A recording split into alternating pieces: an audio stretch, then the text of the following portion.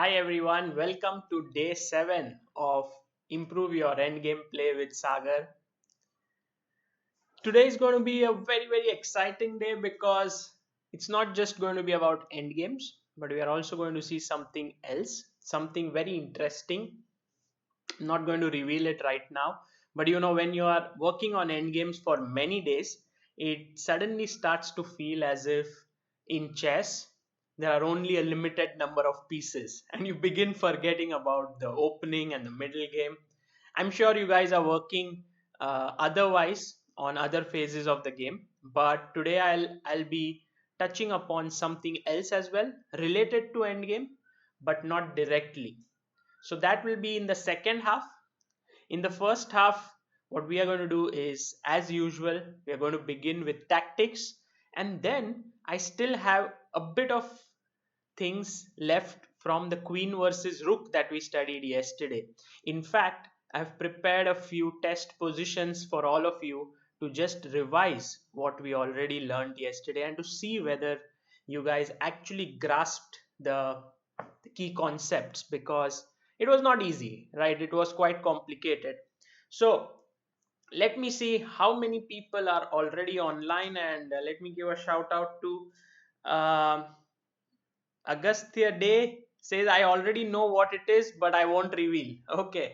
Uh, yeah, I think I've written in the description. Okay. So, Dhanushka Yappa, Sushil Kumar Chauhan, welcome. Radha Madana, Pradeep Das, Spark Chess Academy, Web Juice, Swayam Ubale, Anushka Bhatt, Shruthartha Maiti, Mayur Gondalekar says, sorry, a bit late. Looking forward to today. Wonderful. Mayur, your soup is ready with you or not?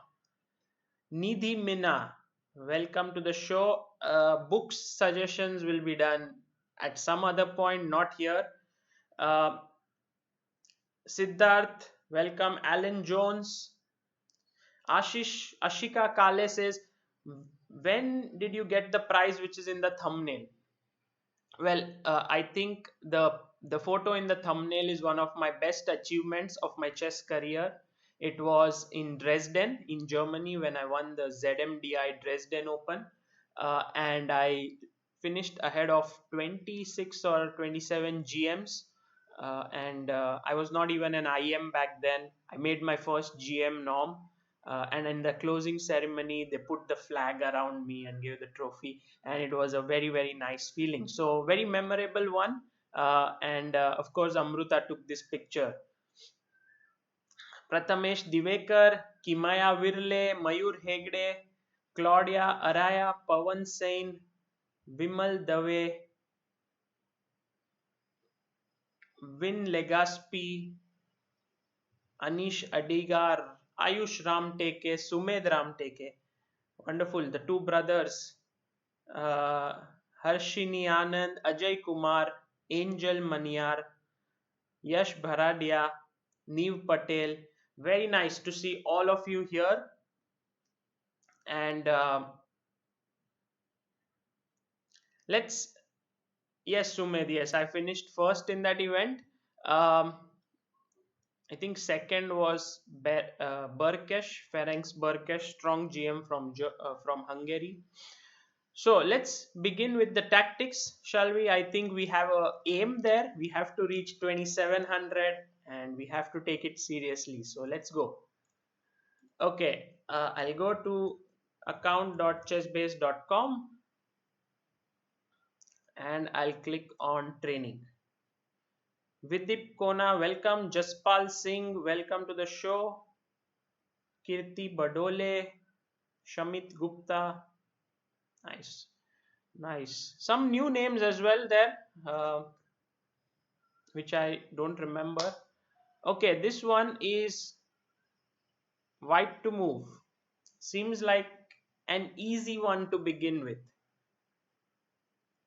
Yes, mission 2700, that's true, Rishila.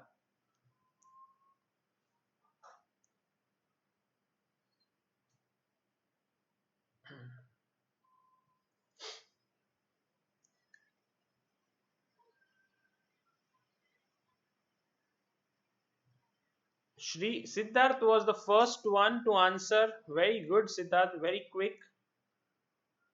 Ragini Ramanathan. By the way, Aditya Ramanathan, who was present in all the lectures in during imbalance, not to be seen this time. He used to write all the imbalances so well. If anyone is in touch with him, can ask him why is he not here. Yeah, Rook B7 says Subhash Goyal, Shri Siddharth, Arun Dikshit, Sairam Sampath, Pradeep Das, Arshya Das. But all of you assume that he will take the rook. You know, if what if he doesn't take the rook? After rook b7, if king a8, what do you do?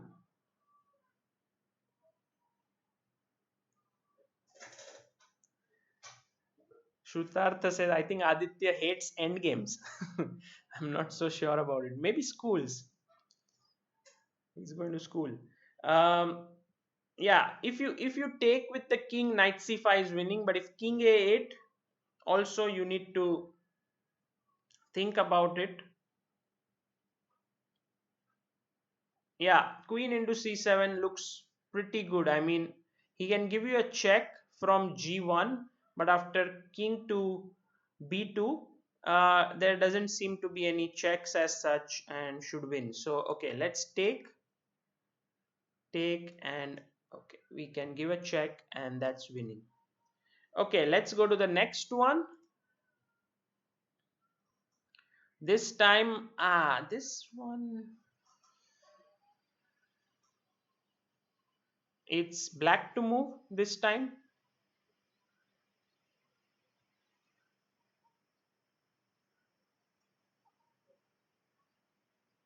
Yeah, Shriyana, you were right. Yang Jun, interesting answer.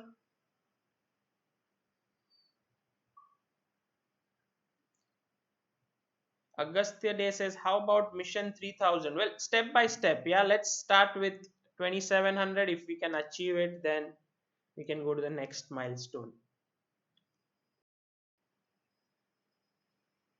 Daksh says, Queen takes d4 here.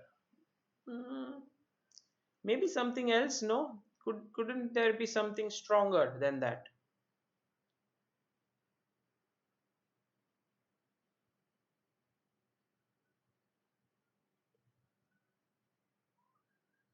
So you see that overall in this position, White has no real threats as such. Yes, he's planning to take this pawn, but you will just go to g5 or g7.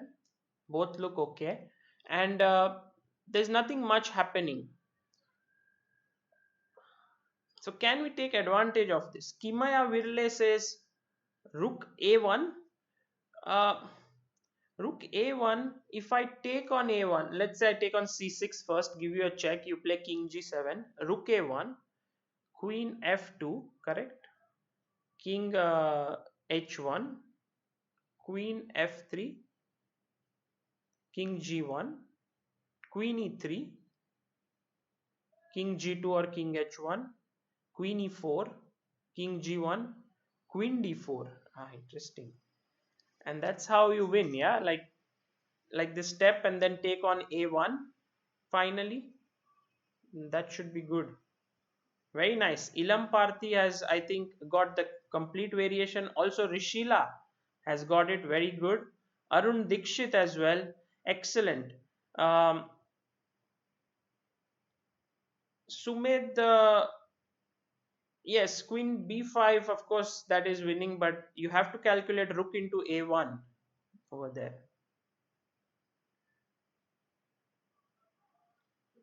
Okay, so Rook A1 is the correct move. And after Queen D6, I think Queen D6 doesn't really make any difference. I mean, we anyway go back to G7, right? There's no real check. Um, because our idea remains the same. So let's go back to G7. Although I do believe uh, there's no need to go to g5, queen e7 check, so king g7. I could go rook f6, yeah.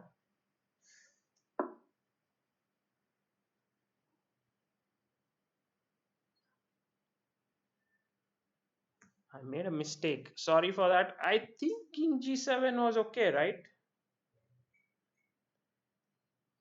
I don't understand what did I do wrong. Maybe king h7 now, although f6 is definitely not something I want to do. Rook f6, queen, no, f6, yes. F6, okay. No, this is also, but all the moves look pretty okay. I mean, king h7 says solved. Okay, I need to understand what's wrong with king g7, because let's look at it with the engine here. If I start it out, it says king h7. What's wrong with king g7? There is rook into f7. Did you consider this? Oh my god. And if I take with the king, then after queen d7, king g6, queen into c6, somehow it's like a perpetual. Unbelievable. I'm sure I would have fallen for this if not careful during the game. This is a draw somehow. um,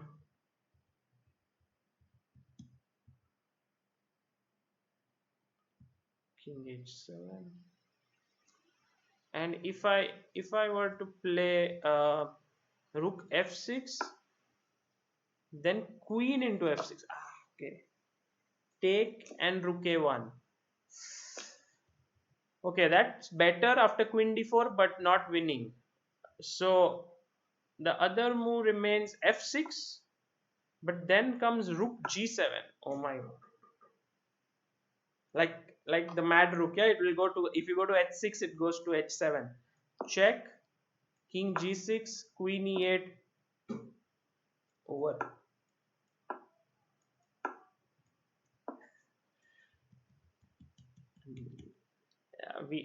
These are the things which separate a very strong solver from a weak one. So we needed to be very, very alert there. We weren't alert. Queen d6 was a very good defensive move. Actually, I was considering queen into c6, but now I think king g7 is okay. But if you go to d6 and now king g7, then rook takes, and you have queen e5 check defending d4. That's important. And now after king g6, I think you can just pick up the rook on a1. Or it says even that is not needed. You can just play queen e6 check, king g7 check. I don't know. It's like a perpetual already. King g8, queen e8. If here, then queen g6 check. So king g7, queen e5, rook f6, queen e7, king g6, queen e8. Okay, yeah, Omkar, the real puzzle was after queen d6. We thought rook a1 was, but I think the point is to look at this move queen d6 and then to actually find king h7. If you can do that, that would be amazing. Okay, let's go to the next one. This one is black to move.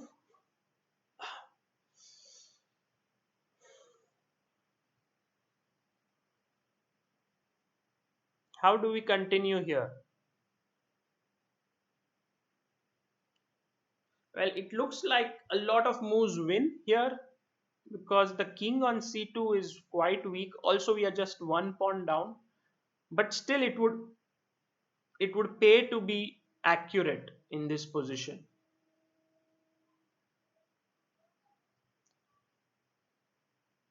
and to look at defensive options for your opponent. It's very important.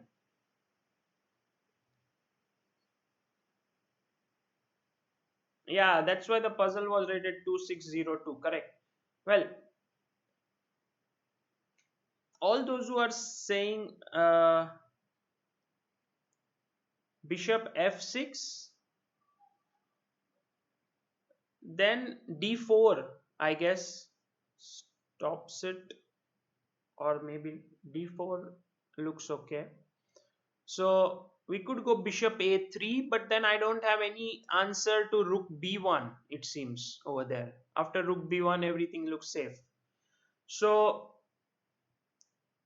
which rook should we get to b8 is another question. If rook a b8 or rook c b8.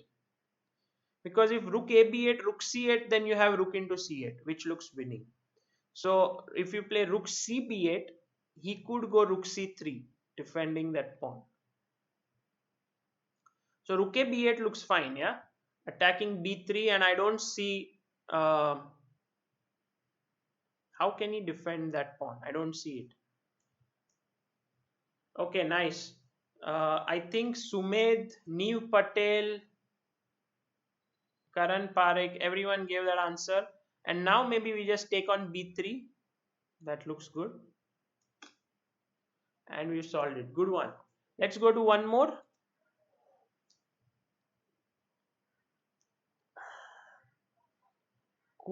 Okay, black to move. Black is right now, what is he down? A pawn down. That's always important to check what's happening material wise. I think I solved it. Maybe. No, not maybe. Yes. Should be good. Should be good. Okay, let's see if anyone can solve this one. Yes, Suryansh Verma, you are right. Yes, Siddharth, you are very quick. Well done. That's winning. Pradeep Das is right. Shrishant M is right. Ilam Parthi, you are right. Agastya De, Pradeep Das, Karan Parekh.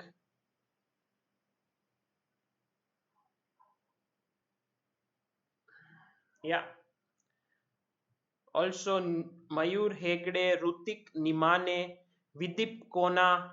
Vidip Kona says, sorry, Rutik Nimane and Vidip Kona say Rook D7, but then maybe Queen E6 check or Queen into G6 as well.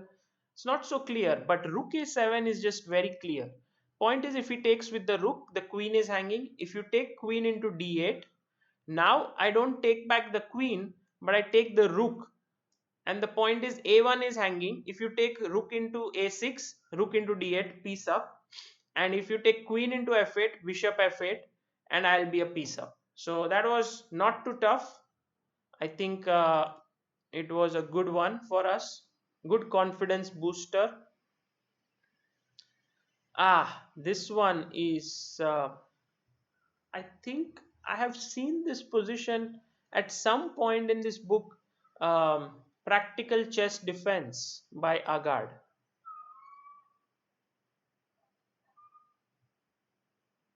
It is white to move and draw. White is in trouble here, but maybe he can get away with a draw here.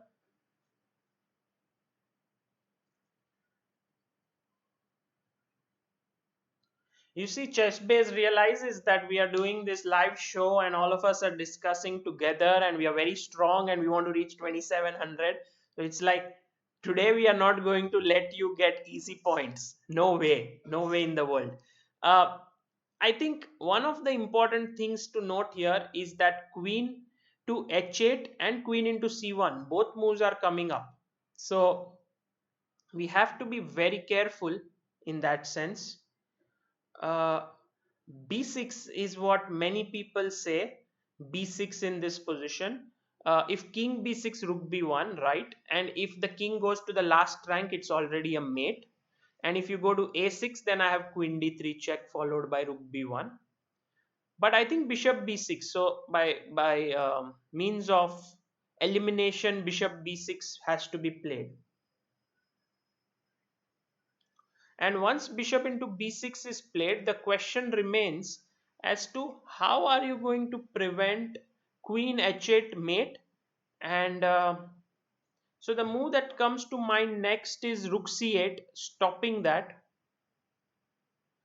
But maybe queen f6 then, or queen e5, stopping your queen h5. Yeah, queen e5, and then my threat is now, but I don't have a threat actually because h8 and h5 both are covered.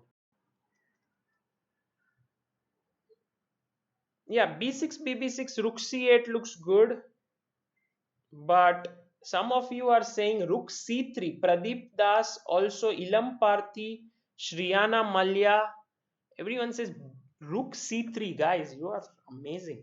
I don't think I would have been able to reach anywhere close to 2700 without you guys. Rook c3. The question is, why not this natural b6 move? b6, bishop b6, and I think rook c8. Isn't that working? What's wrong with it? Maybe it's too risky.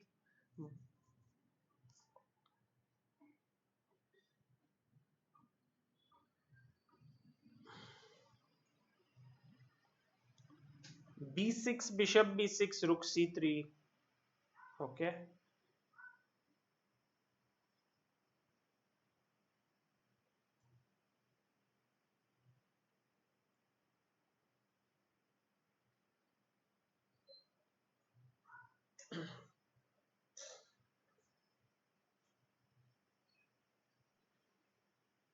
Yeah, well, let's go rook c3 as all of you suggest. But I was thinking take, and now should we go queen d4 check?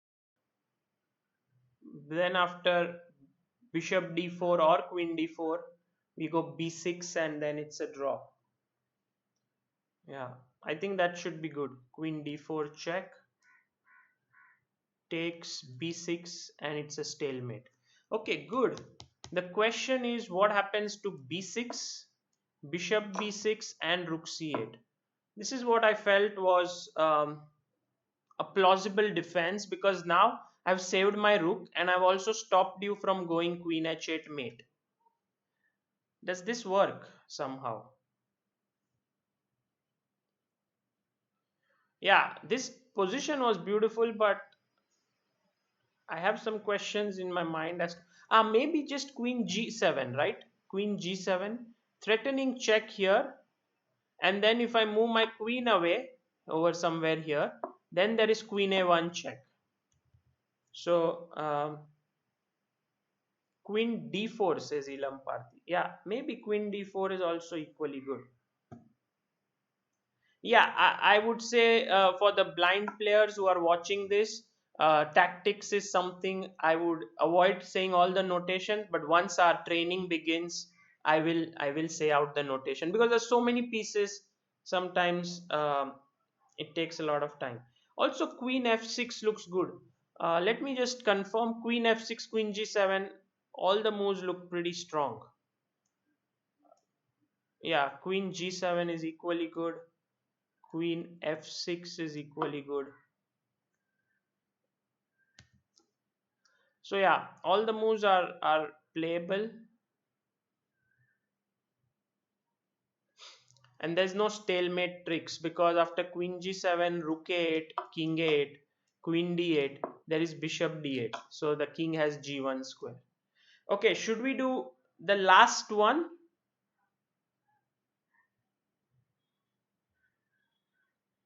Yes, Omkar, you are right. Should we do one more, or should we go on to our uh, endgame training? because we've reached 2650. That's a good rating. Today we gained what? Nearly 20 elo points, something like that. Let's do one more, shall we? 100 more. Yes, and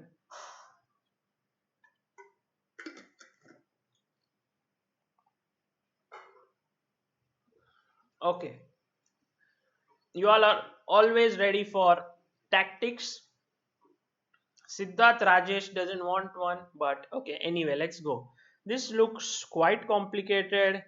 Bishop is hanging on c1, queen is hanging on c2. Whew, not going to be easy.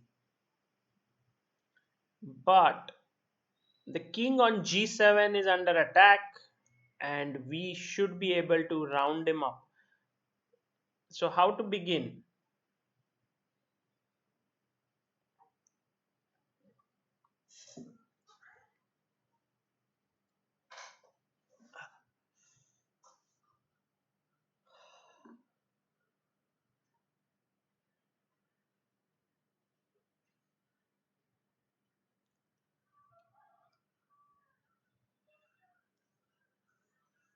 Okay, any suggestions?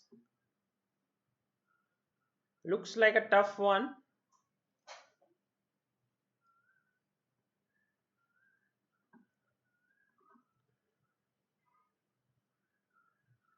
Yeah, today is tough day for us.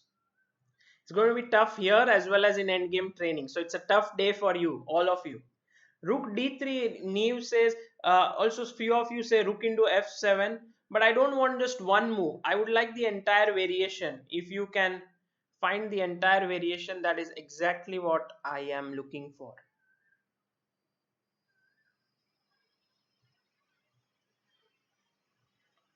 Pradeep Das says he's already done this position. So Pradeep, I will not tell your move to others, but if someone else can find it, then we may try. Okay, so one question is rook f7, king into h6. The other one is rook f7, king h8, and then no checks in that position. So if I take on f7, you just move your king away to h8, and I don't have any more checks. Um, Rook into d3 I was looking at, but then just rook into c2, rook g3, king h6. Again, doesn't look great because there's always rook into c1 coming.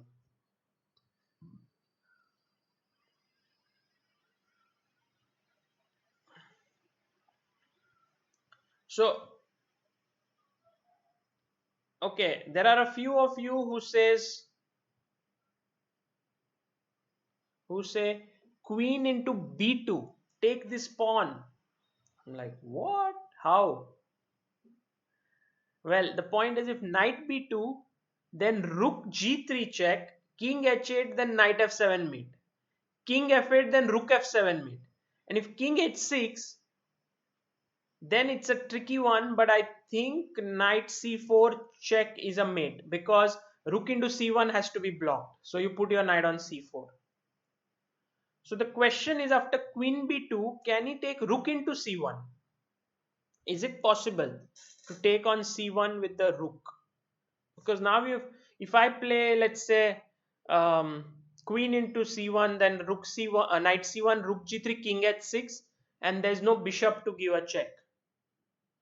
So my question is, what happens after queen b2 and rook into c1? Is it then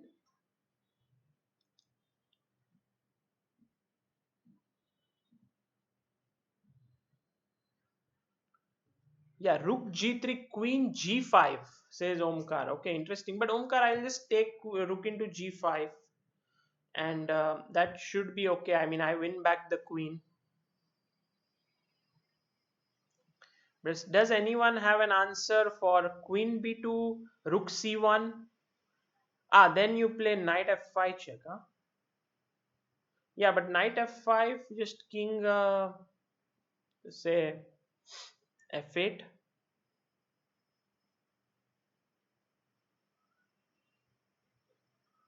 No, e6 or anything, then knight into b2.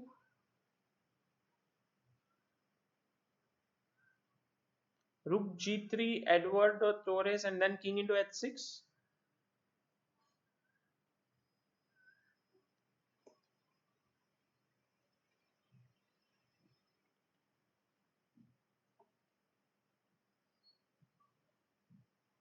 Okay, Ilam Parthi has a variation which is queen b2, rook c1,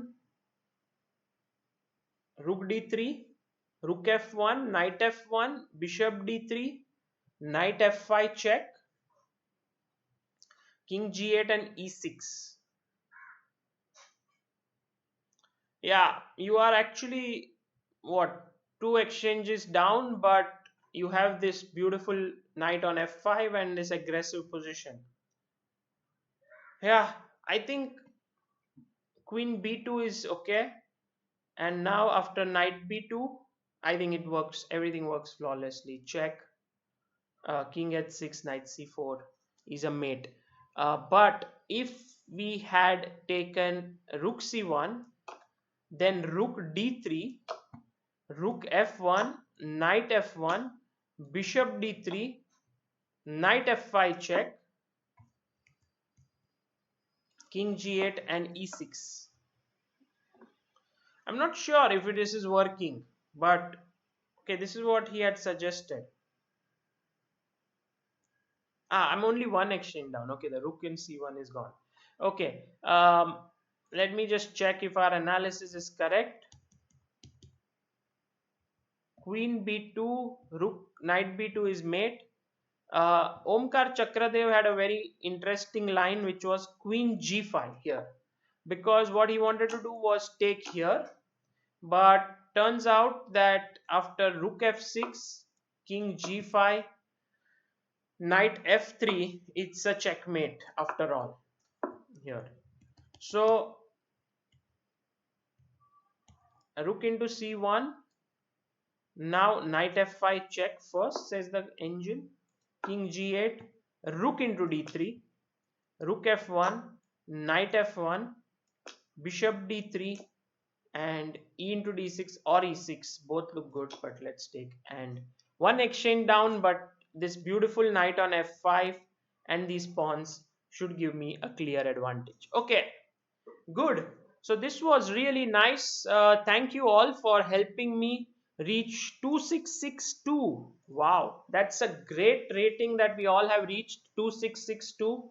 And we are just 38 points away from 2700. I think tomorrow we should be able to reach it. We also gained close to 30 points today, which is really a great day for us. So, you know, uh, I always feel that if you have tough opponents, like we had 2600 rating positions, then you have greater glory. The saying goes, tougher the challenge, bigger the glory. So if we had got say 2100, 2200 positions, then we wouldn't have been able to gain so much rating. So whenever you face a tough opponent, take it as a challenge and say to yourself, he's a tough guy, but tougher the opponent, the better chances for me to show my best chess. Okay, yeah, 2629 to 2662, that's 33 elo points. Very good, excellent. uh yes, yeah, according to, who is it, Satish Krishnamurti, he says rook c1, rook d3, rook f1, knight f1, bishop d3, or maybe the check should come in between first, but now ed6, why not queen g5? That is true, but then d7 is possible, and if rook d8, then queen e5, it's somehow like slowly I'll get you queen e8 check and so on. Okay, I would really like to do more tactics, but then we won't be able to complete what we had to. So let's not do more. Let's begin with what I had in mind for today, which is queen versus rook, but also it's going to be test time here for all of you. It's not going to be just simple stuff. Okay, so now um, this is a game of a young kid from India, and this is the position on the board. White is Pragnananda, black is Sergey Pavlov. Okay,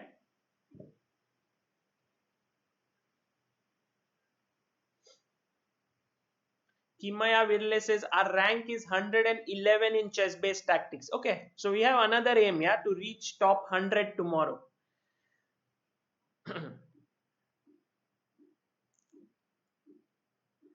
Now, in this position, Pragnananda is white, black is Sergey Pavlov. It's a rapid game, and in this position, black to move, black could have just taken this pawn. And then let's say you go a7, I come back, it's a draw. Simply, yeah. And if you try to stop me, I'll go rook g1, and again it's just a draw, right? But turns out that he played king g7, which was not a great move. Some people even may think it's a blunder. But then king b3, rook a1, because now he played here. Okay, we'll come back to it. King b4, rook g1, king b5, rook g4, a7, rook g5, king b6, rook e5. And here it was Pragnananda's move. And guess what Prag did here? Quite, quite an interesting thing he came up with.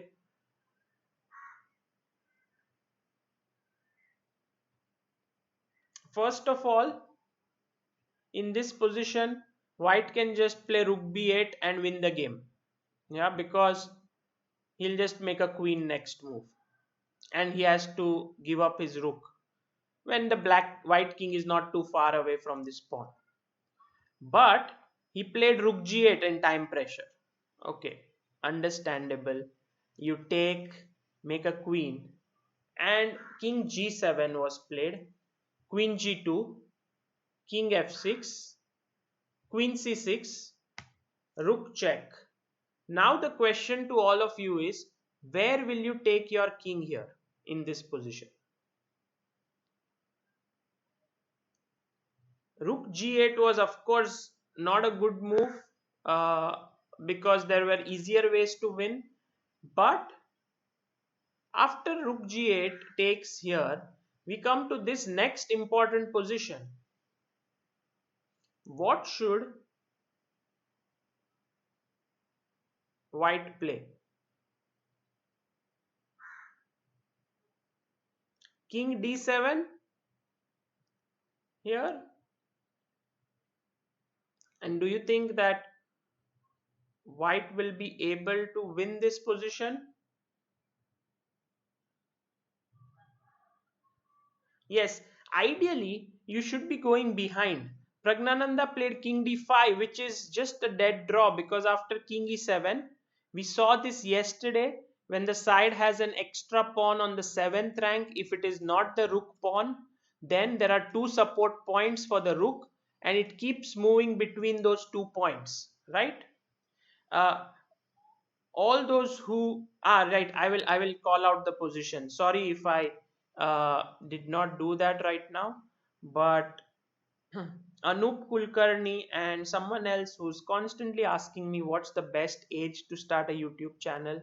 Well, please, there's no need to ask such questions here, because seriously, we are working on end games. That's more important.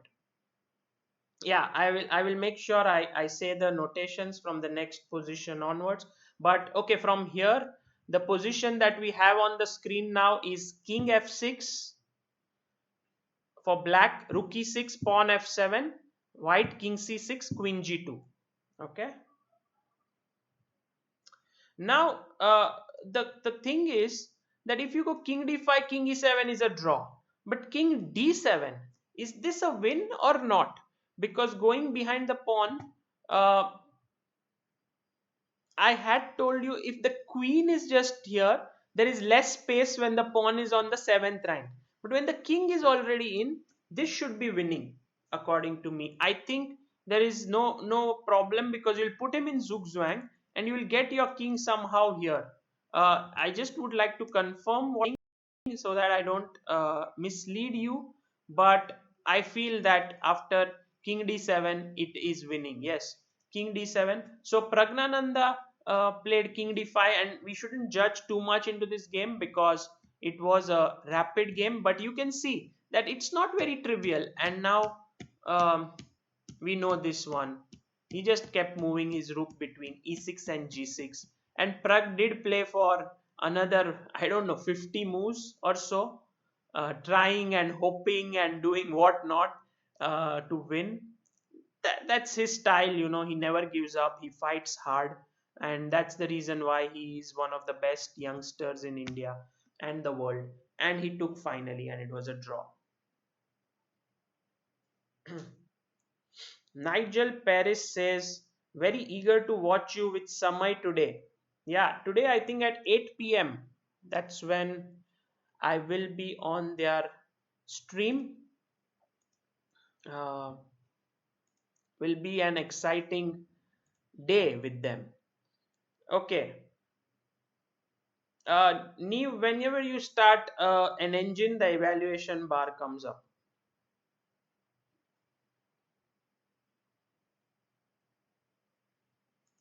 Yes, Mayur, you are right. So basically, not giving up your rook was a better idea, correct? Okay, I'm going to give you another position. This is also very interesting, which is, so this is the position on the board, and this was white was Shyam Nikhil. How many of you know Shyam Nikhil? And black was Bhakti Kulkarni. I guess you all know both the players, Bhakti and Shyam, strong players from India.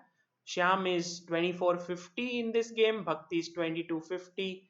Um, and it was white to move,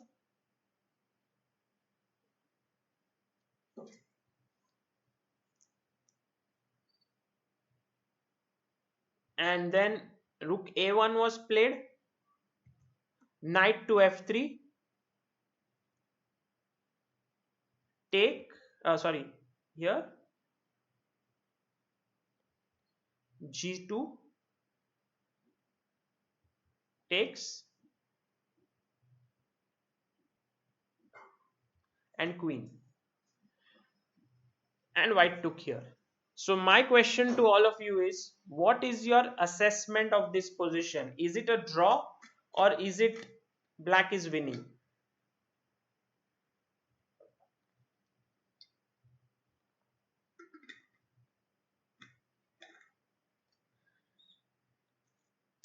Sorry, for all the blind players, the position on the board is king b2, rook f5, pawn c2, black king c7, queen g1. Okay, so that's the position on the board. King b2, rook f5, pawn c2, black king c7, queen g1.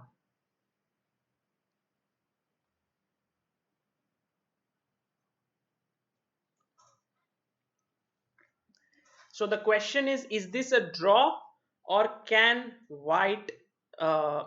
black hope for a win? All those who say win, can you tell me why win? Because yesterday we had discussed if the pawn is on the second rank and if you have a rook versus queen, it's a draw. So all those who are saying it's a win, why do you think it's a win? What is the reason?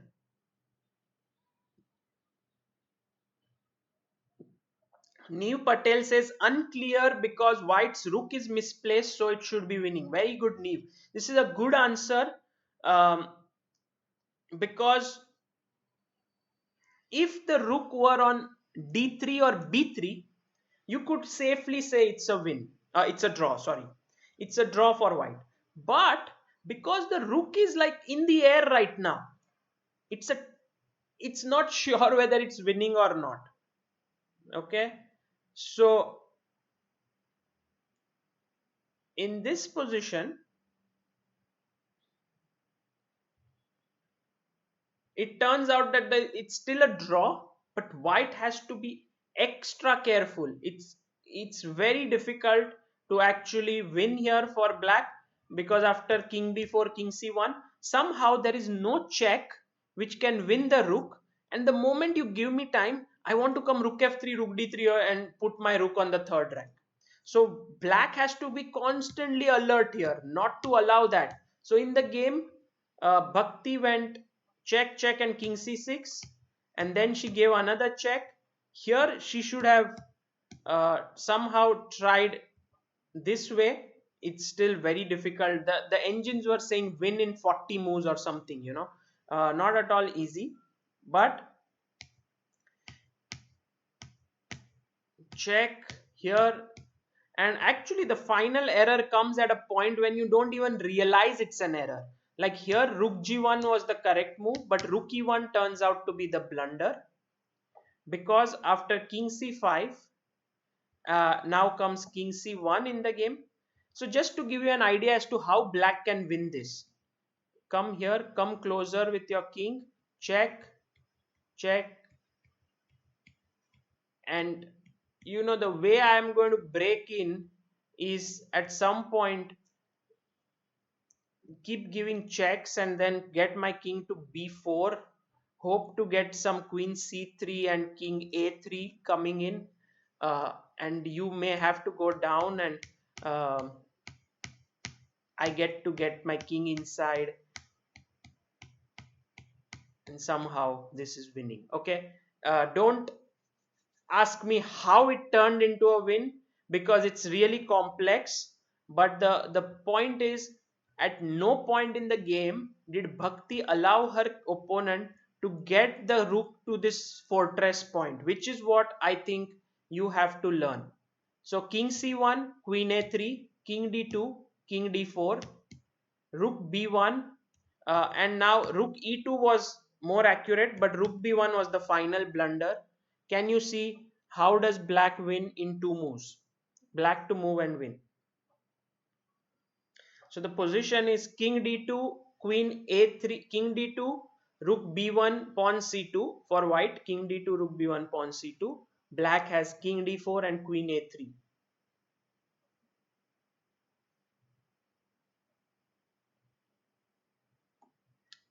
Yeah, Siddharth Rajesh, you are right.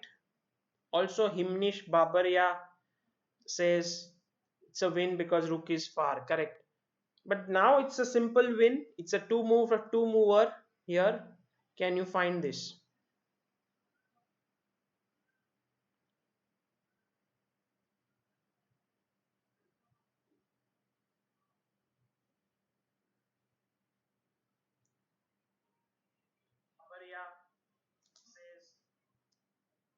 Yeah, all of you got it right. Queen e3 and queen g1 wins the rook.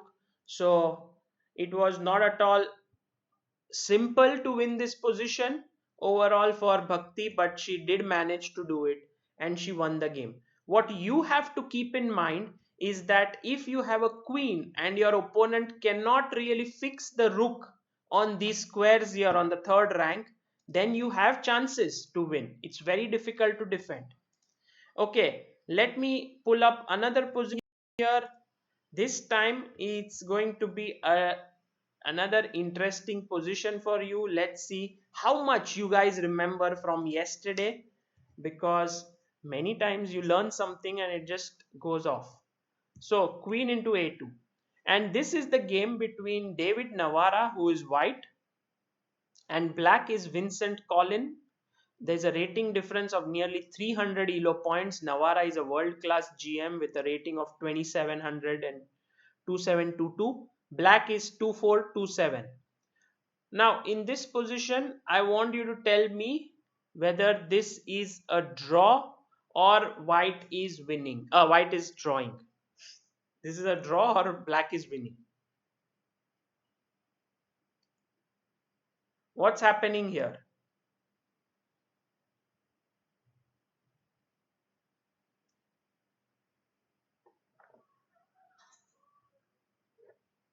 Draw? This is a draw?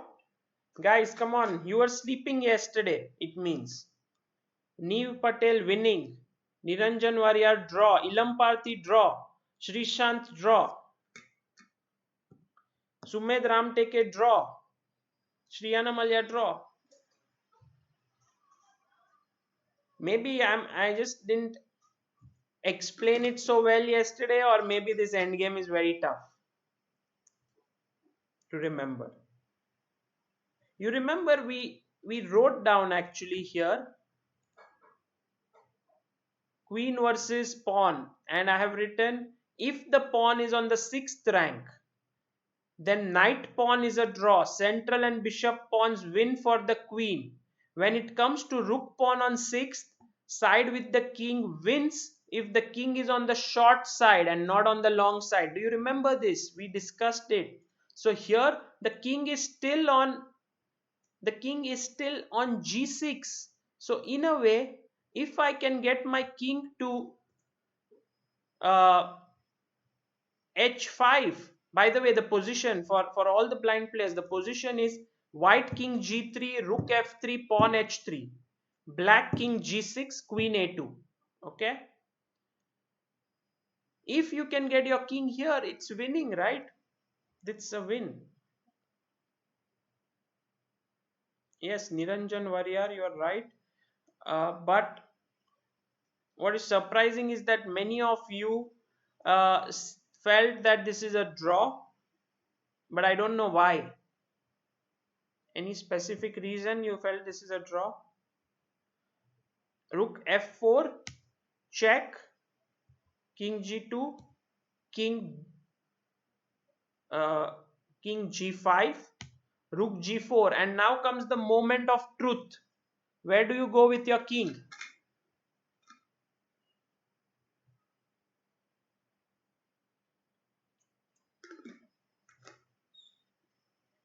Should we go to f5 or h5?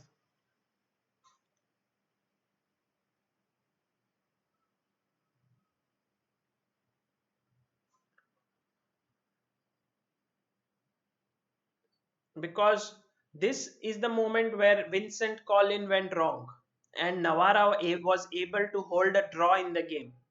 Yes, Siddharth, you are right. Shanks, Shivam Chaudhary, every one of you is now correct. King h5 is the correct move. Instead, if king f5, then in the game, king h2, queen b2 check, king g1, queen e2, king h1. There is just no way to make progress. But yeah, first of all, when you put the king in stalemate, the rook has to come back, and now there were a few checks, and the black king began to enter with king f4, king h2, king f3 check, king h1, queen c1, king h2, queen e1, rook g1, queen e2, king h1, queen e4, and now is your time to play. What do you play here with white? White to move. So the position is king h1, rook g1, pawn h3, black, king f3, queen e4. Okay, this is the position. King h1, rook g1, pawn h3, black, king f3, queen e4. Mukul Raj, the players are David Navara and Colin Vincent. How should white continue here?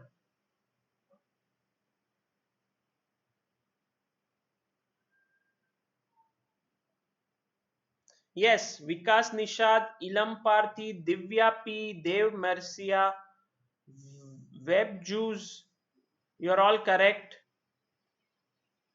Rook g2 is the correct move. Rook g2, Shivendra, you are also right. Because if you go king h2, then after king f2, This is trouble.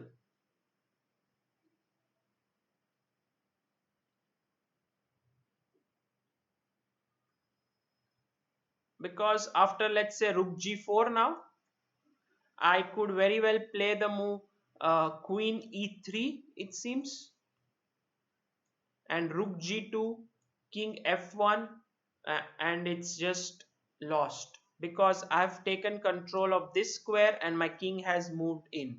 So this is very important for all of you to prevent. The king shouldn't be coming in. So rook g2 stop him in his tracks, and Navara knew it, so he managed to hold this position to a draw. Okay, very good.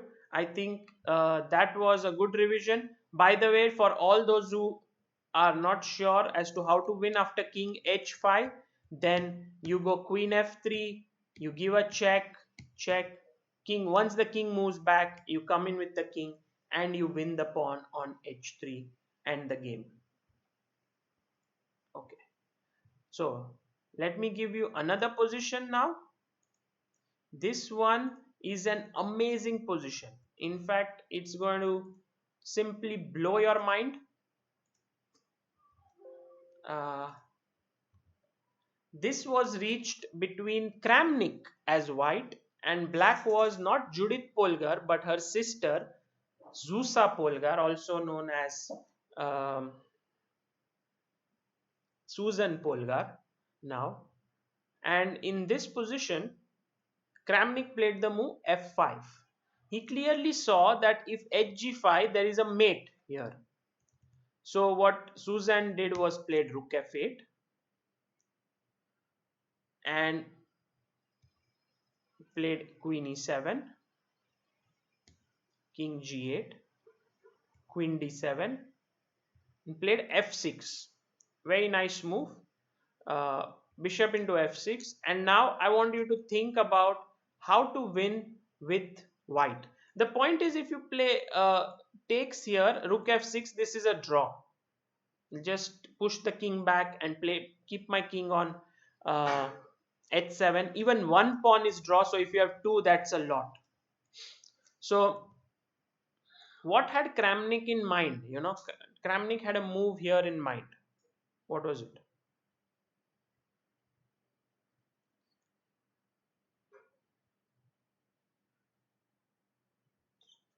So the position is white king g6, queen d7, queen delhi 7, black king h8, rook f8, bishop f6, pawns g7, h6, and white pawn is on g5. So king g6, queen d7, pawn g5, black king h8, rook f8, bishop f6, g7, h6.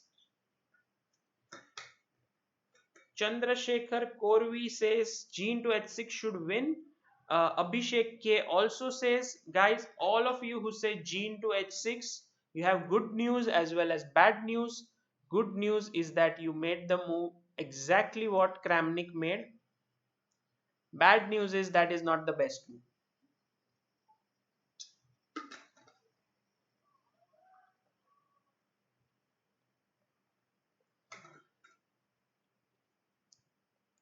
So all of you say G into H6. Well, there's no one else who said the move I'm looking for. Neev Patel is the only one who's found it. Pawan Sen says it. Interesting.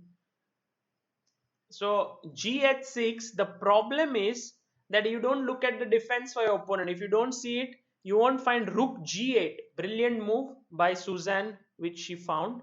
So the way to win was, instead of this queen d6, attacking the rook here. And now the question is, what happens if he plays king g8?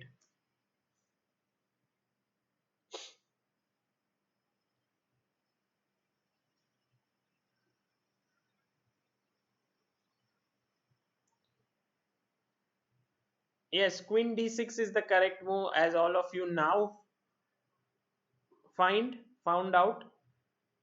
King g8, but now comes a very strong move. Now can anyone tell me what to do after king g8?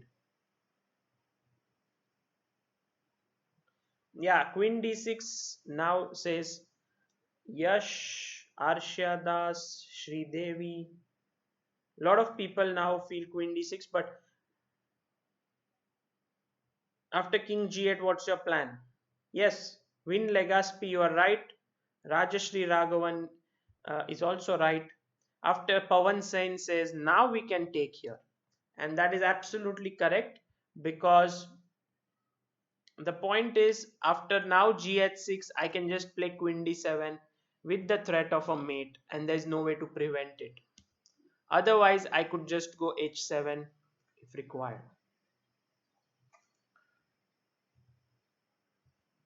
But in the game g8 6 was incorrect. By the way, just to clarify, after queen d6 rook d8 you have queen c7.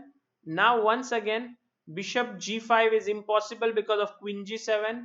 H g5, h into g5 is bad. uh, because of king f7. Yes, king f7 followed by queen h2 coming in. So that is why has to play rook f8 again, and now queen c5 attacking the rook once more. Same threat, if the rook moves then g into f6 or g into h6 is going to be winning. And now king h8, you take and queen c7 wins. So okay, coming back to the position in the game after f f6, bishop f6, g into h6 was played, and now rook g8, queen h3, g into h6, king f6, and we reach this position, very important one. Pawn is hanging here, so king h7 was played. And remember, this position is still a draw because if you try to enter with the king, I give you check. If you go, I give you check. So there are a lot of checks that will come and drive the king back. But if any of these squares is controlled by the queen from, let's say, c3 or c4 or d5 or d4, then it would win for white. So black has to be very careful here. Check, king h8, queen e7, rook g5 is the correct move, queen f7, rook g8, queen c4, and now comes the critical moment because you see Kramnik has very smartly controlled the g8 square with his queen. What do you do? What do you do in this position? Black to move. Polgar, Susan Polgar's only chance now.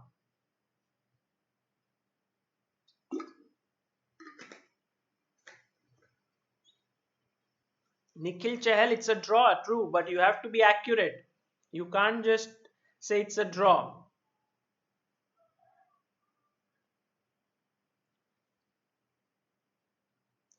To the position is king f6 for white, queen c4, black king h8, rook g8, pawn h6.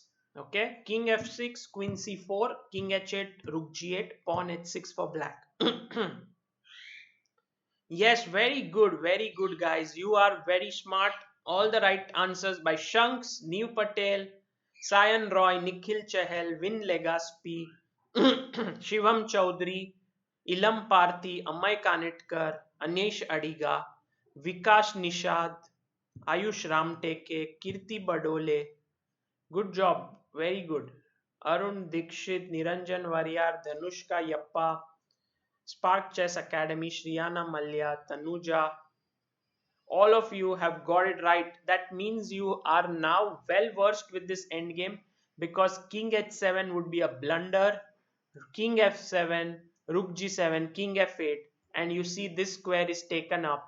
Next move will come queen f7 here, and now you can basically try to, by the way, you can try to get this position by means of triangulation. So something like check, king here, um, check, maybe king here, and now this.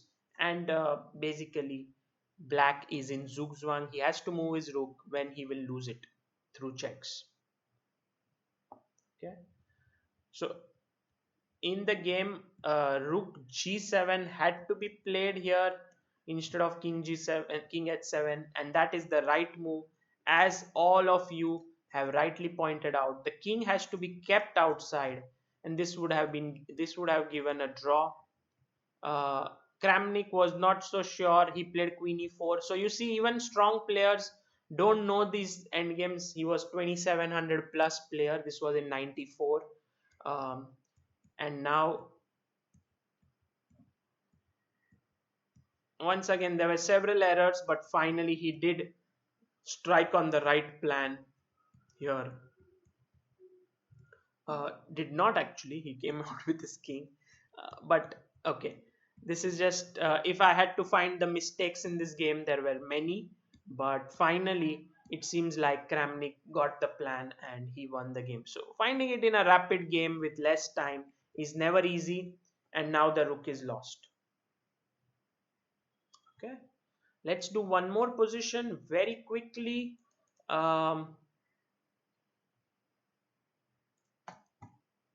This one is very nice position. I think you will like it. But okay, before going there, I have to teach you something important. This is,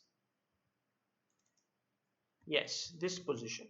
Okay, let's see if you understand this very quickly, because now it's like both sides have pawns. It's not like just white has a black with side with a rook has a pawn, but even white has a pawn. So the question to you here is this, are there any chances of a draw here? Are there any chances of a draw?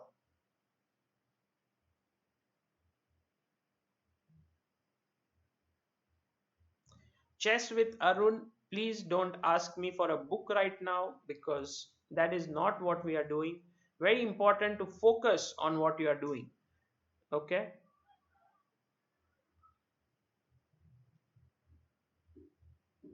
So the position is white king h5, queen h2, pawn g5, black king e7, rook e6, pawn f7. Okay, it looks completely lost. Okay, Shrutarth, welcome back. No chances for draw, says Arun Dikshit. Jayant Saha, no, no draw, no chance. Okay. Well, the thing is, if we just look at it in a different way, okay, slightly different way, I'll just change one thing in this position. I will move the king, black king, from e7 to g7 here. Now, can you tell me what is the result of this game? Arjun P says Vishnu Prasanna has explained this endgame. Yes, there's a video by him. True, on Chessbase India, he has explained this in some detail. Is this position a draw, or is this a win for white? Uh, who is to move was did matter in the previous position, so we'll come to it. This one is a draw, correct? So when I asked you in the last position who is either it's winning or not, if it was black's move in that position with the king on e7, he would go king f8 with the idea of coming to e5, to g7. It's a draw. The thing is that here black can go rook g6, rook e6, rook g6, rook e6, back and forth, and there is no way that white can break down this fortress. Okay, there's no way. Try it out on your own, try to do different things, but the rook will keep moving. So now the question comes as to what is the problem when the king is on e7. What's going wrong? So if it was black to move, king f8 would give him a draw, but it's white to move. And how should white play for a win here? What is white's best move? White's best move in this position, what do you think is the best move for white? Yeah, the notation is king h5, queen h2, pawn g5, king e7, rook e6, pawn f7. Yes, Shanks, you are absolutely right. Very good. That's the right answer. People are saying my voice is very low. Is that true? Is my voice very low? So I can see that my voice is pretty okay.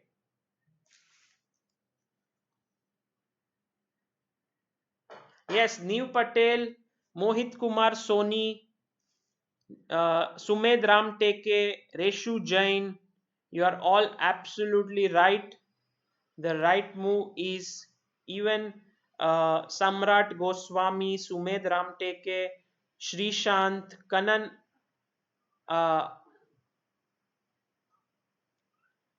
Ayush Ramteke, Evgeny Slutskar, Vin Legaspi, Shriyana Malya. You are all correct. Queen b8. Also, queen b2 is fine because then king f8 can be met with queen h8.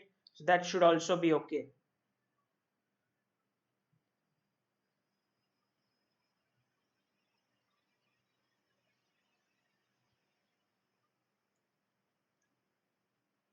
Voice is okay, says everyone, so I'm not going to try and fix this. Queen b8 is the correct move. Maybe those who are hearing it a little low, it is possible that your maybe speakers or something can be improved, hopefully. I don't know, because for me it seems like it's fine completely. Okay, so queen b8 is the correct move, and after rook g6, queen b4 check, king e8, not letting him to go to f8. This is the point now. Imagine you had a king on g8 or g7, wherever in that position. Then queen into g6, f g6, king g6 could not come because the king was on g7 already. You know, the pawn would not be lost. But here, after say king f8, white has a very powerful move. Queen takes and wins. So black decided to play rook e6, but now white to play and win. How should white win this?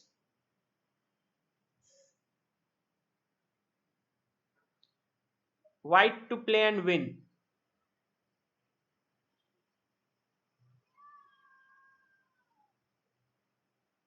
How should white win this position? It's queen e4, king h5, pawn g5, black king e8, rook e6, pawn f7.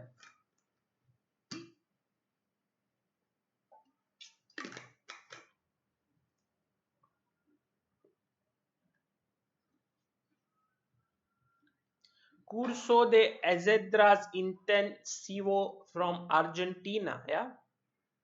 Okay. Yes. Queen into e6 is the correct move, as all of you rightly point out. And now you go king h6 and you push your pawn.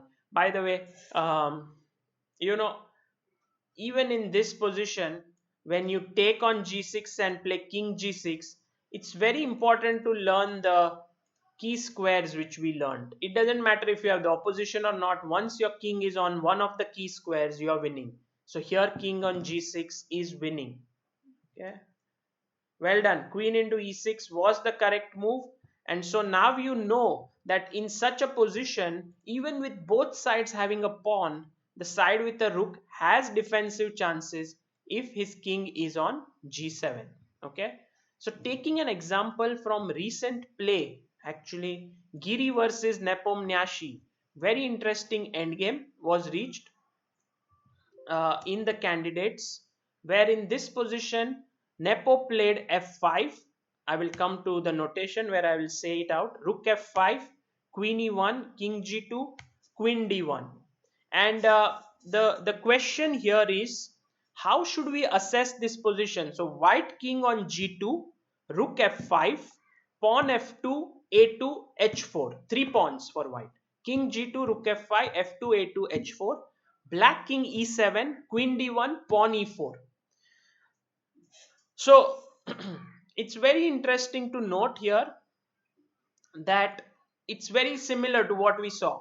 Now, wherever the pawn exists, White king, if it is in front of it, it would be closer to a draw.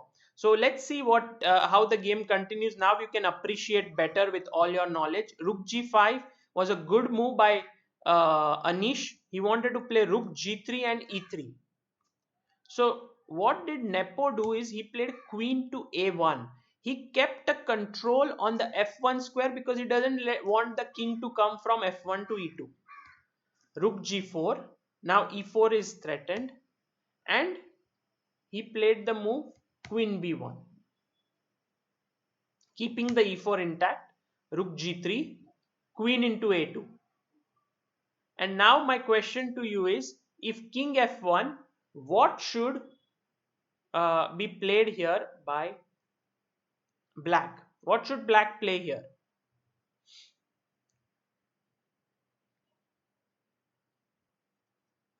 Black to move.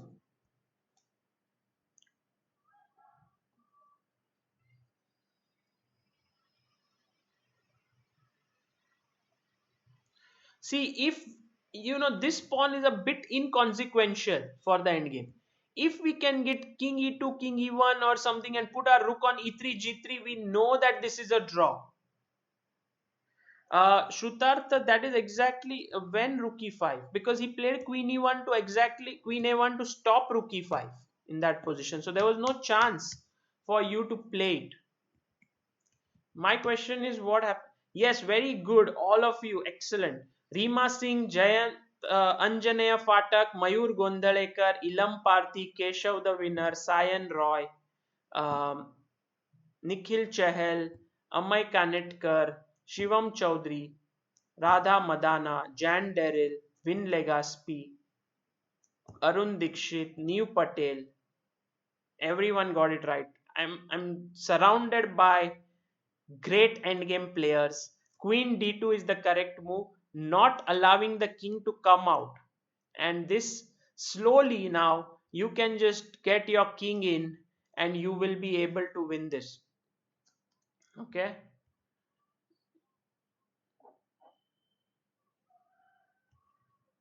Now here rook g3, queen a2, rook h3 was played, queen d5, king f1, of course no allowing him to come in front of the pawn, check. And now you will see that queen into h4 would once again be wrong because of king f1 with the idea of king e1 or king e2, and both cannot be stopped. So Nepo was very accurate. When you're playing this queen versus rook endgame, you have to be like a surgeon, you have to be like a doctor who is on the surgery table. One wrong move and life is gone, it's a draw. You have to keep making the most accurate move all the time. And here you will see that black managed to put white in zugzwang and then went on to win the pawn on h4, and finally he came back with his king. And now the question is, how should you win this position with black? You see, what white wants to do is keep moving his rook back and forth, but black is able to win this. Can you tell me how? Black to move and win.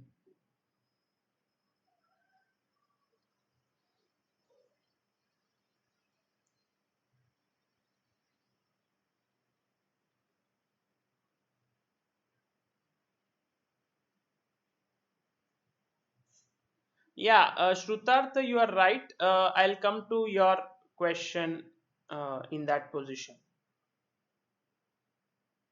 Yeah, let's come back to rook e5 as you have asked. Queen d3, very good. All those who said queen d3, Neev Patel, Divya HL, Aditya Anand, Funny Verma, Anjaneya Fatak, Sayan Roy. Well done, guys. Very good. You don't need the queen. You need to get this blockade out of the picture. And now the main idea is to let the king come out from like this. So even if you don't, if you take, I take with the pawn and I make a queen very simply. But if you play rook g3, you don't take it, then king c3, rook e3, king d2, king e2, and next move I may play queen f3 check at the right moment. Not here, I may lose it, so I'll be careful, but even the f2 pawn will fall at some point. So this is just winning. Okay. I hope this endgame was clear. We'll come back to the first position here. And you rightly pointed out why not this move. Very good, guys. So king f6 takes, and now comes a very strong move by black. So I want you to find the strong move for black here. Black to play and win. Because you know that if I take some pawn like this or this one, then white can just put rook e3, rook g3 and keep moving his rook. So there is something that black must do very, very drastic here in order to win. What is it?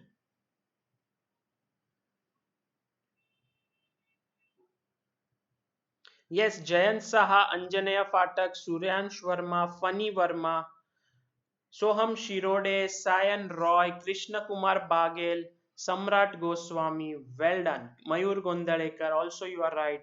Reshma Dulgaj. Queen d5. Pinning, and now there are two moves. King f3 loses to king f5. So f3 is the only logical move. But do you remember what we discussed in this position about this pawn is actually going to fall very soon?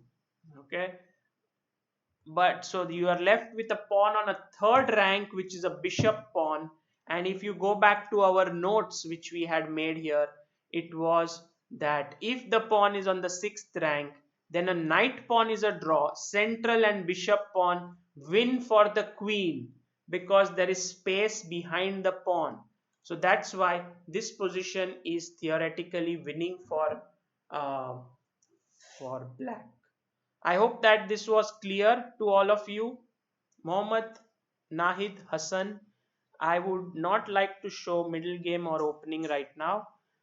It's end game class, so please try to learn the end game. Atreya, the all-rounder, there's no particular reason why I wouldn't uh, you call out your name. Okay. Yes, when the pawn is on the third rank, it's winning. Uh,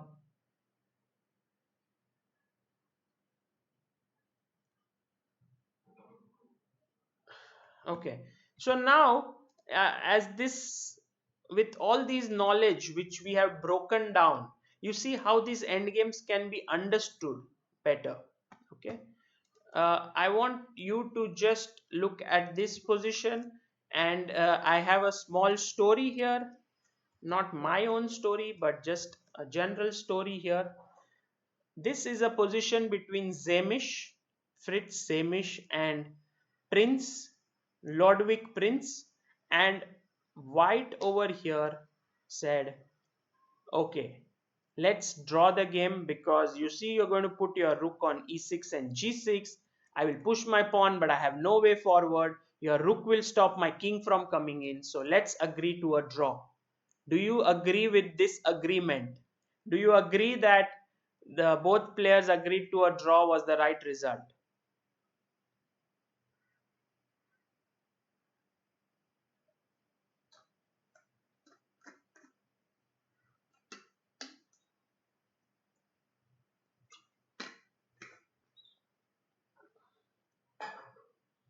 How many of you think that this is a draw? Ayush Ramteke thinks it's a draw. Shank says this is winning for white. Samrat Goswami, white will win. Very important, very important to remember that this king here, if it comes in front of the pawn, it will be a draw. The reason is that I cannot sacrifice my queen, or my king cannot come in easily because the king here stands in front of the pawn. So the first priority for white, above everything else, for black is, sorry, for white, is to prevent the black king from coming to g7. That is the first priority.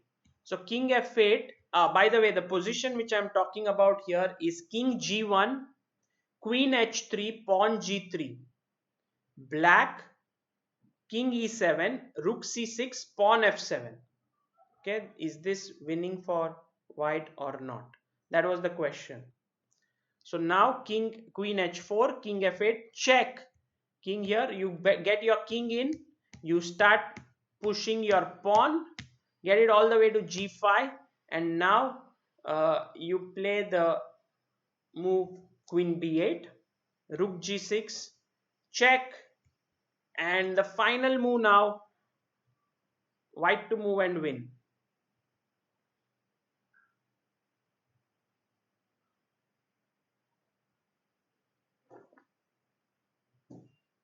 White to move and win.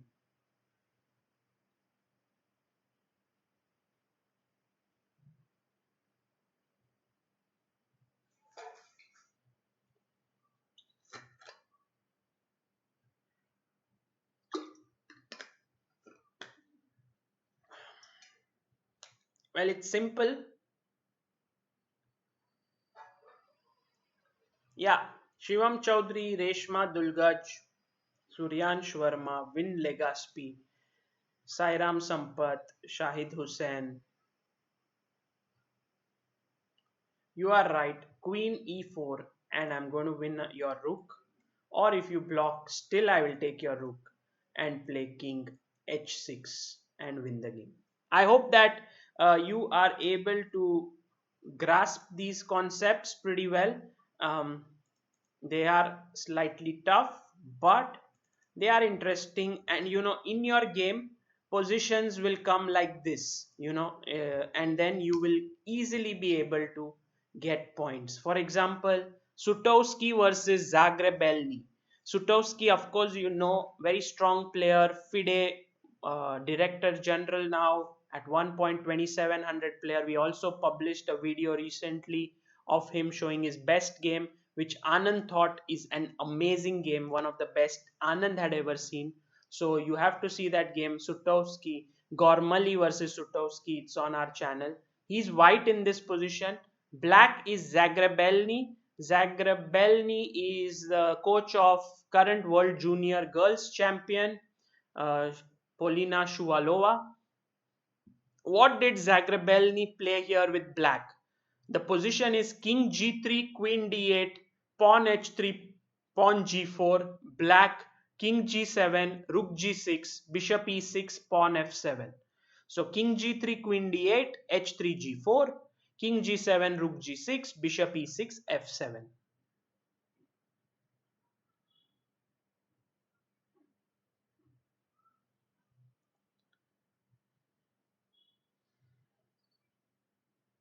Black to move.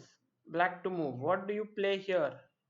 This is how you will be able to take sure decisions in your game. Very good, Jayant Saha, Srishant M, Vin Legaspi, Samrat Goswami, Suryansh Verma, Reshma Dulgaj. Excellent, guys. You're able to apply your knowledge. This is very good. Arun Dikshit, Practical Thinking, Rishila Banerjee, Neev Patel, Niranjan Variyar, Shivam Chaudhary, Vikas Nishad, Sandeep Kumar Rath, Mayur Hegde, Kirti Badola. Well done, guys. Very good. The right move is to take on g4, hg4, and as we already know, this is a fortress. You move your rook. Sutowski tried for a couple of moves, few moves, but he could not break this fortress. Now you can see the queen sack makes no sense because black just comes and wins the pawn. It's a draw on endgame. Queen d8 here. By the way, all these positions are very, very original and are completely found by me using just one feature, and I would just like to show it to all of you again, because this is what you can learn endgames in the best possible way. For example, you see that yes, this is a very interesting endgame. I want to study it further. So you go to analysis here. and you open sorry, report here, and you say similar endgames, and it will ask you, okay, do you need one pawn for each side, one queen, one rook? I say okay, and then it goes into mega database and searches all the games with a similar material balance, and you will be able to find so many examples of similar looking positions which will help you to study the endgame better. So all those who want to learn endgames practically should use their chess base and mega database and this similar endgames feature. You see, here so many games have come up. In fact, all are draws, but I see there is one win here. So I ask myself, why? And then I realize the pawn is on f6, not on f7. So you have space from behind. So the far away you go from the top of the list, the more different the position becomes. Okay, but if you stay at the top, you will see it's the same position that we are discussing, very similar to it pawn structure wise, and it was a draw. Okay, so all of you here, if you have chessbase and mega database, please make use of this feature to learn endgames. It's really fun. You will get all the latest games, some interesting games like I saw right now. We saw Polgar versus Kramnik, and so Kramnik versus Polgar. So many such games, and all those who do not have chess base and mega database, get it. Yeah, I would say it's really a useful tool. Go to chessbase.in. If you are serious about chess, go to the online shop, and now here just search chessbase 15 or chessbase plus mega database, and you will see that it's here, the combo. You can even get the mega pack, or you can get the chessbase 15. My reason for suggesting you to get this is for you to start working seriously on chess. You know, I have a database for everything here, properly maintained, with all the positions nicely analyzed, so that I can revise it later when required. Without chess base, you won't be able to do that. Okay, so that's my suggestion to all of you. uh, I don't think I have more positions from queen versus rook. In fact, I do have some, but maybe I should give it for homework so that we can look at something else uh, over here, because I think Ansh Bhargava says, I feel chessbase 15 is too expensive. Is sharing ethical? Well, in general, I would say anything that is good and valuable, uh, can add value, would be expensive, but it was for 100 euros, and we got it here for 3,700 including taxes, which is close to the cost was 8,000 rupees. So it's close to 60% off. I think it's already a good sum, and you use it forever to prepare. If you are not going to invest in that, then what will you do? Yeah, I mean, in general, I feel it's completely logical. What is the use of mega database? If we click enter, then we get online database. Yes, but you can't do all these searches like similar endgames, similar um, structure, and so many other things which cannot be done through live database, can be done with the mega database here. Okay.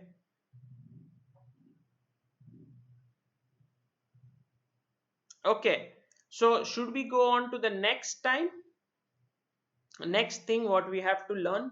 I would say that queen versus rook, we did quite a thorough study of it, and I'll give you some homework as well, so that you can kind of polish whatever you have learned. Ansh Bhargava, each chess base is a single user product, so each person gets it and gets the serial key.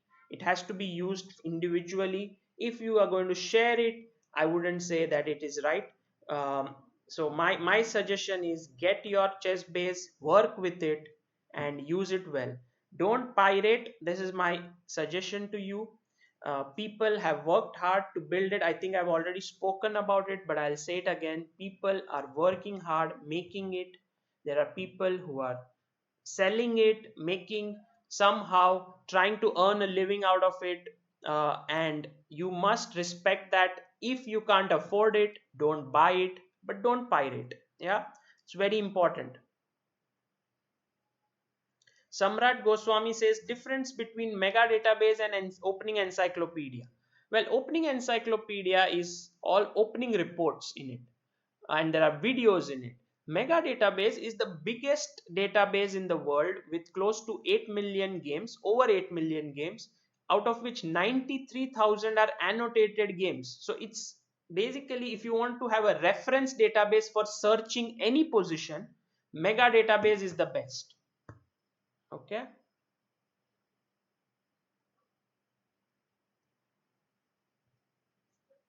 Okay.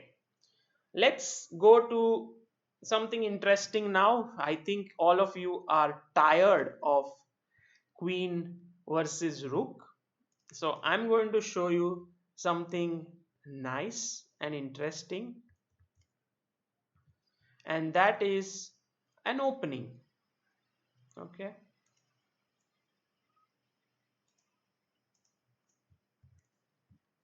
Good to see all the pieces, right, on the board.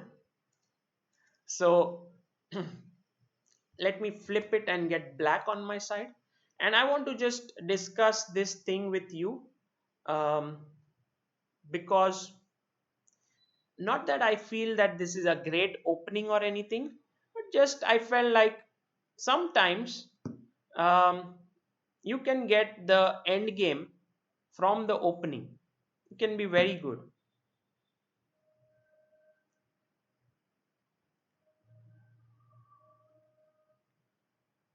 Okay, so e4 was played. I was black, and I like to play sometimes this move d6. It's kind of perk Philidor like move. He played d4. I went knight f6. This game was played in the Paliora Open 2017. I was black. My opponent was 2150.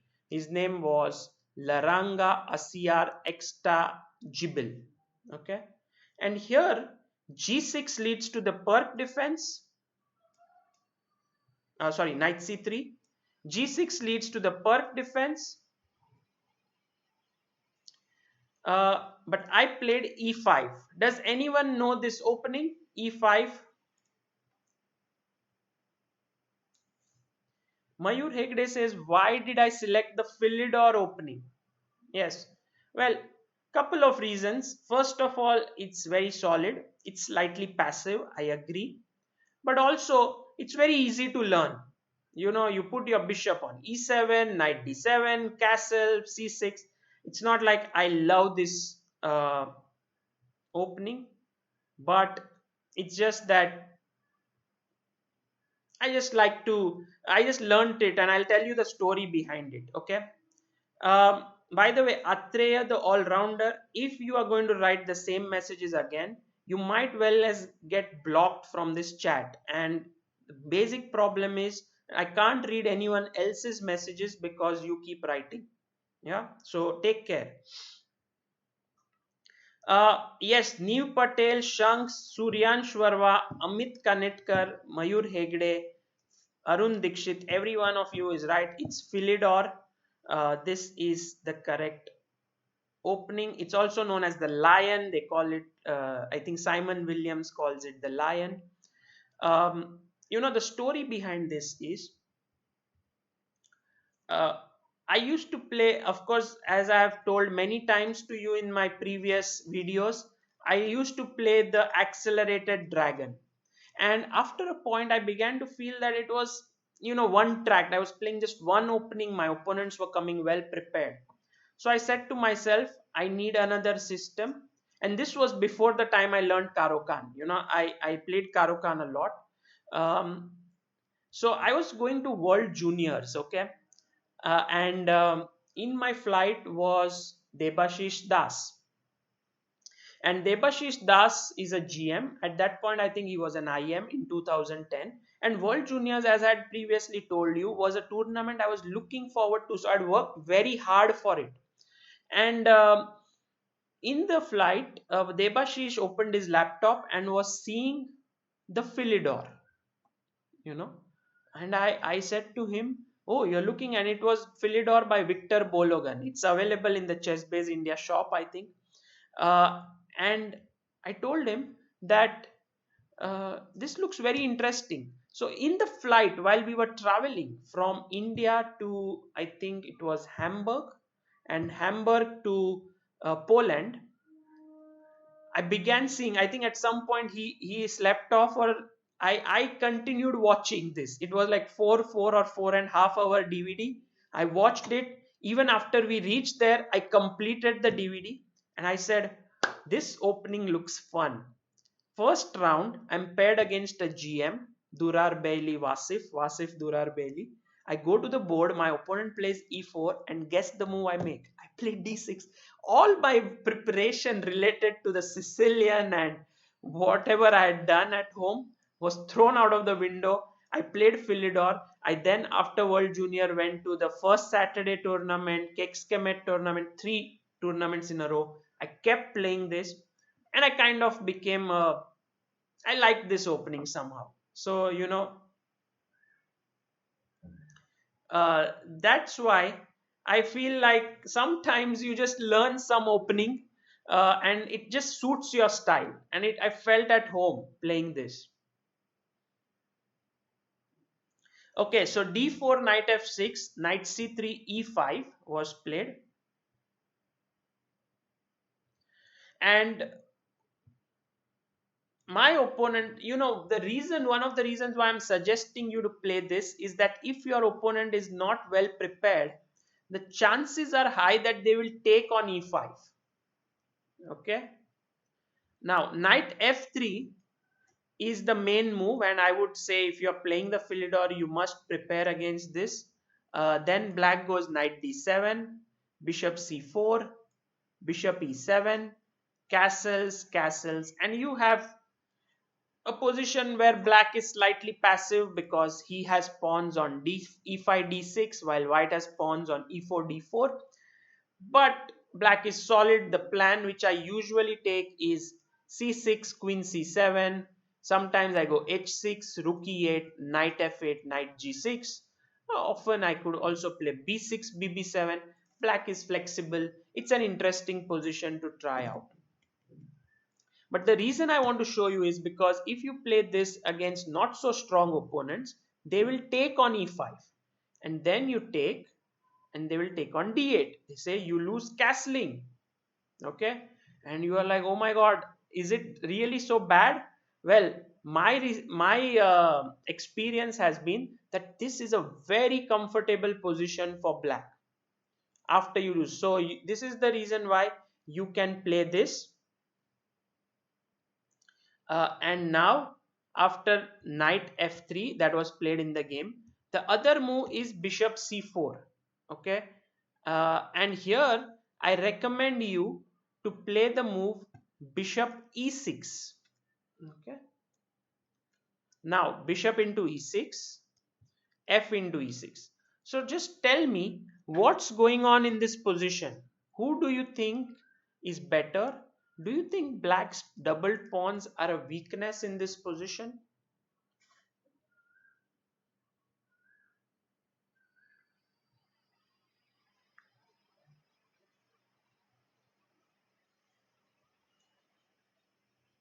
Shrikant Nayak says there's a really good video by GJ Chess on this universal opening. Okay.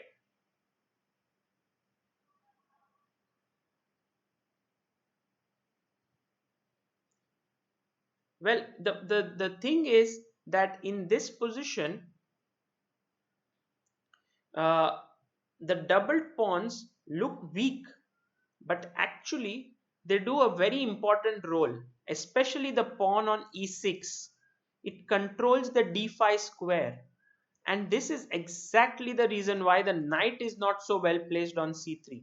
Even if you think about it philosophically, this position, and you ask yourself a question, why should this be good for black? Shouldn't really black be worse because the pawns are symmetrical and he's lost his right to castle? The only reason which I can think of is that this knight on c3 is misplaced.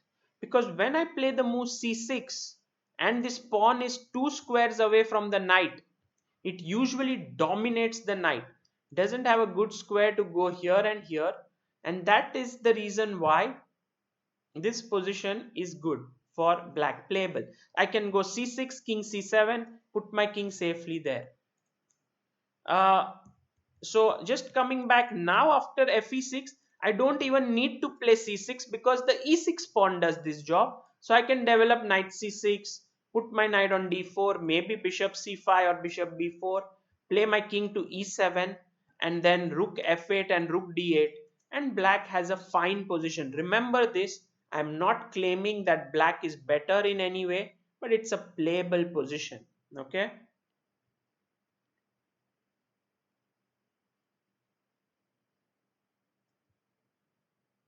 Okay.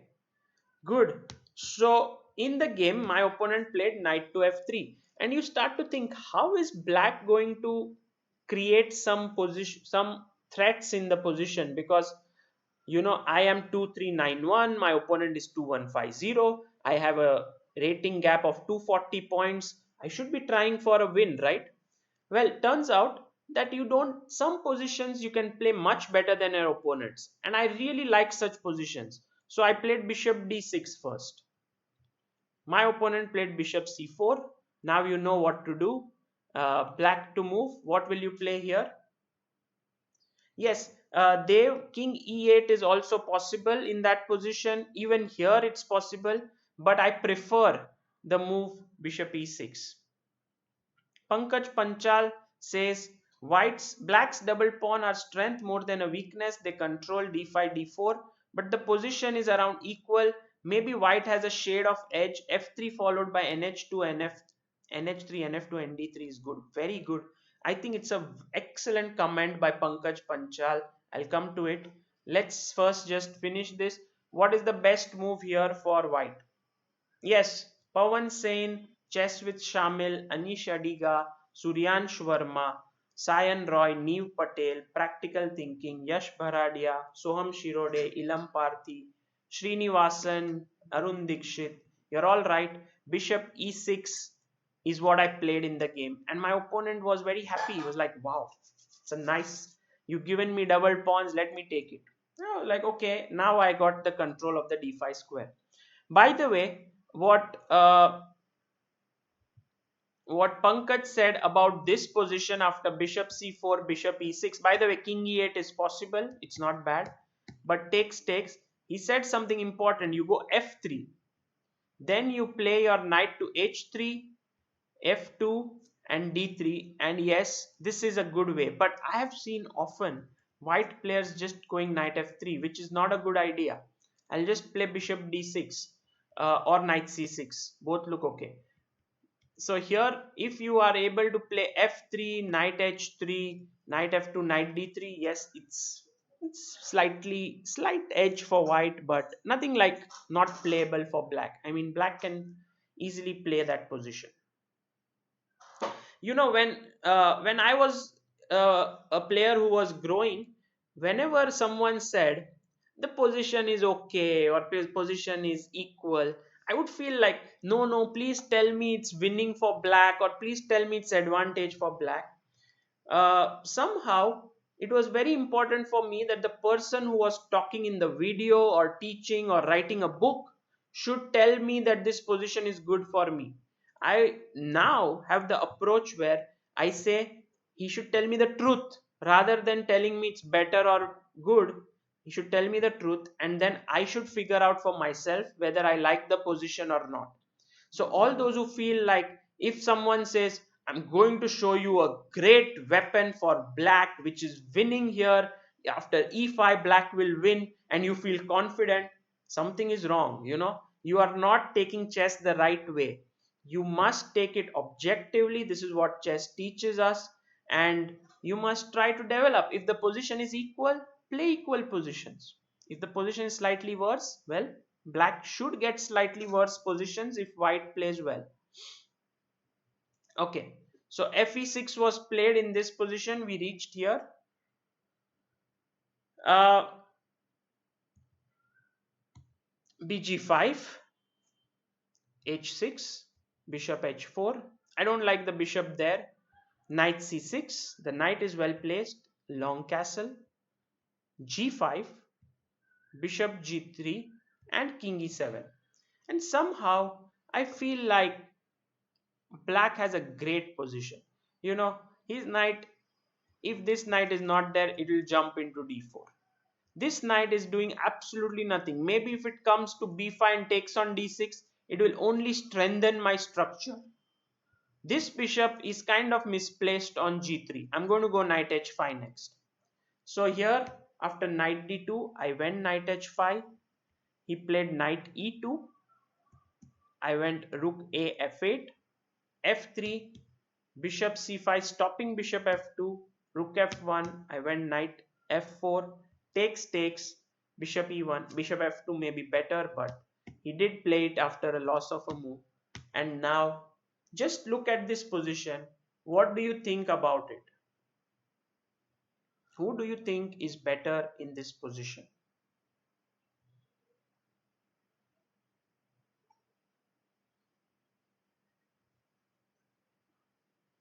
This idea is seen in Yusupov versus Larry Christiansen, which showed the idea first time. Yeah, Yusupov versus Larry Christiansen. I showed this in the imbalance session.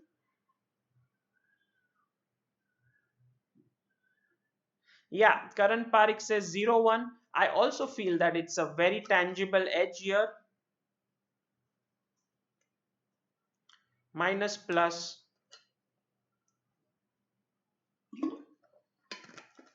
Pankaj Panchal says it was seen in Yusupov versus Christiansen. After this game, the opening became less popular. Okay. Yeah, black is clearly better here, and the next part is not so interesting, but I anyway managed to gain more space. Took c4, c3, and here in this position after e5 my opponent resigned the game. It's an equal position. Very few times when you actually can make your opponent resign with equal material on board, but you know, I'm going to play king e6, then put my knight on d4, then get my rook back and play g4, and white is just completely passive. It's like that Capablanca game which we saw related to space advantage, and so my opponent resigned. Okay, I want to show you one more game in this opening so that you have idea of what is to be done. This was played by me with the black pieces against Bhagyashree Thipse. I think you would be aware of her, of who Bhagyashree Thipse is. She's a WIM from Mumbai, but a legend in the game, wife of Praveen Thipse, Arjuna Award winner, Asian winner, several times national championship winner, and a great player. And she played e4 against me in 2010. This was played. I played d6, d4, knight f6, knight c3, and you know what to do. Yeah, e5, takes, and this time after take, in knight f3 was played in the last game, if you remember, bishop c4, bishop e6. In this game she played bg5 instead of knight f3, bg5, and bg5 is a slightly more aggressive setup because what white wants to do is long castle and make my king, ask my king what is it doing on d8.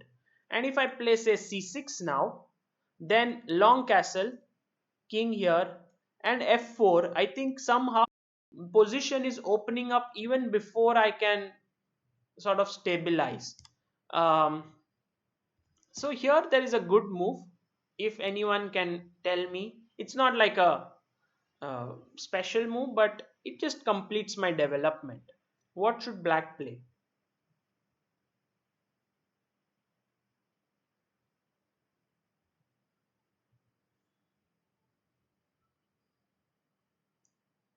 Cyan Roy can't play rook d8 because knight was on c6, so that's why I played king. because I thought knight d4, rook d4, e d4, king d3. That's the reason why. But maybe you are.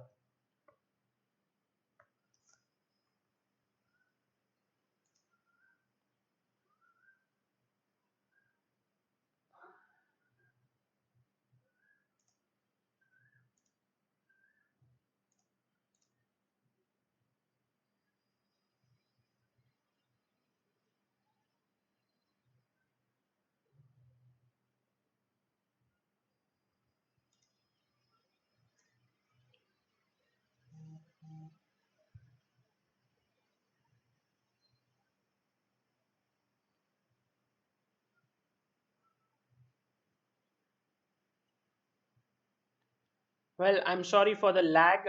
I think there was some issue with the internet, but I'm back now. I hope you can hear me well and hope that the final part of this section, this lecture, won't be affected by the internet. Uh, Let me know if you can hear me well.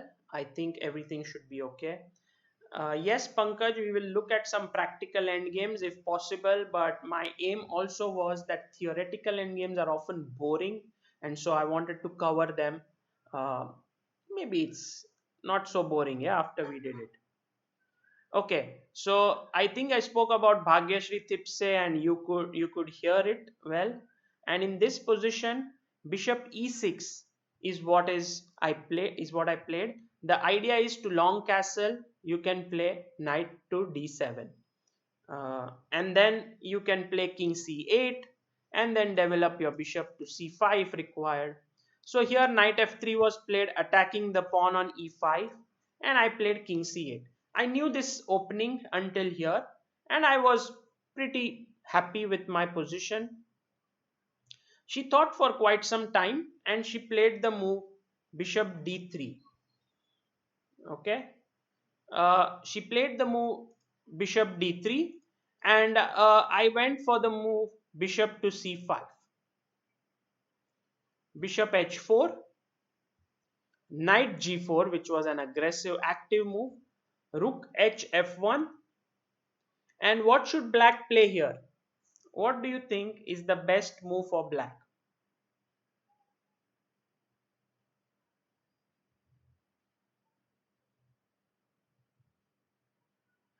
Yeah, Cyan Roy, somehow like Berlin, this is position, but unlike Berlin, where you have bishop and knight, doubled pawns, and all these imbalances, nothing of that sort in this position.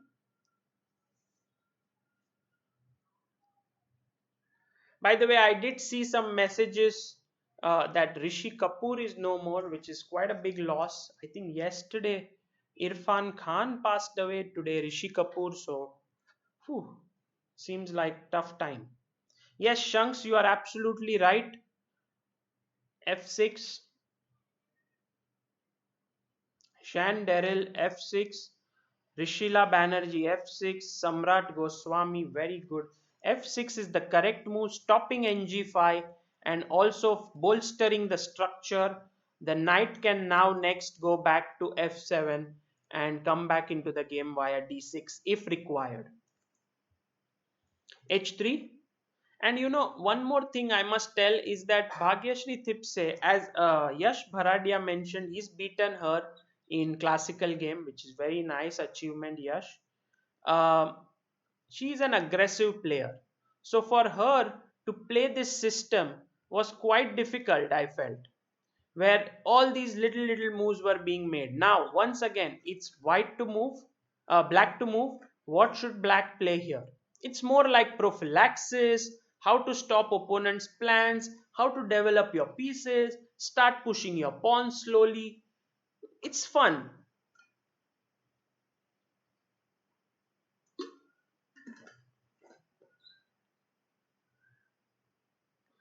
What should black play here?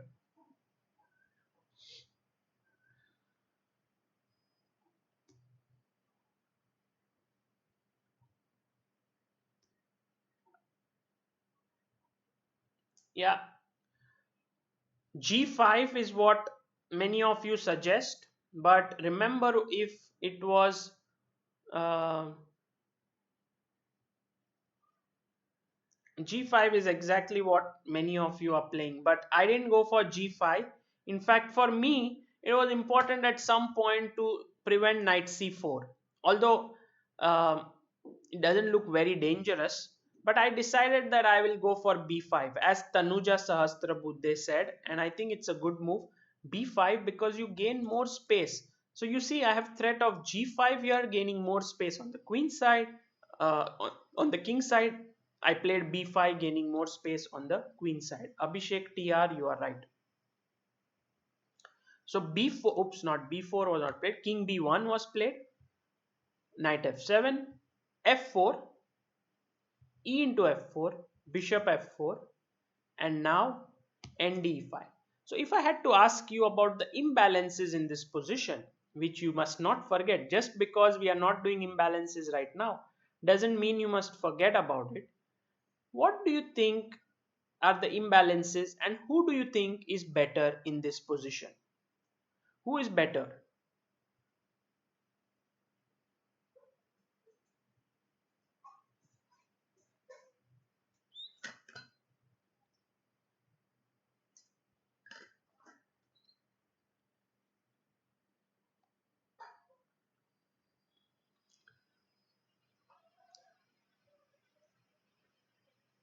Well, I'm actually not so much afraid of f4, so I didn't go g5, stopping it because she did play f4 and that helped me to actually get the e5 square for my knight.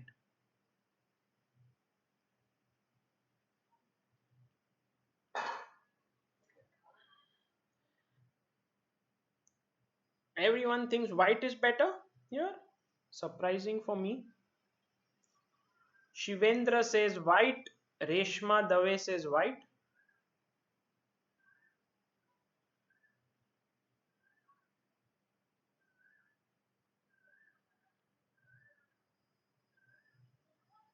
Black is better says Funny Verma. Yes. Sahil Upasini says white is better.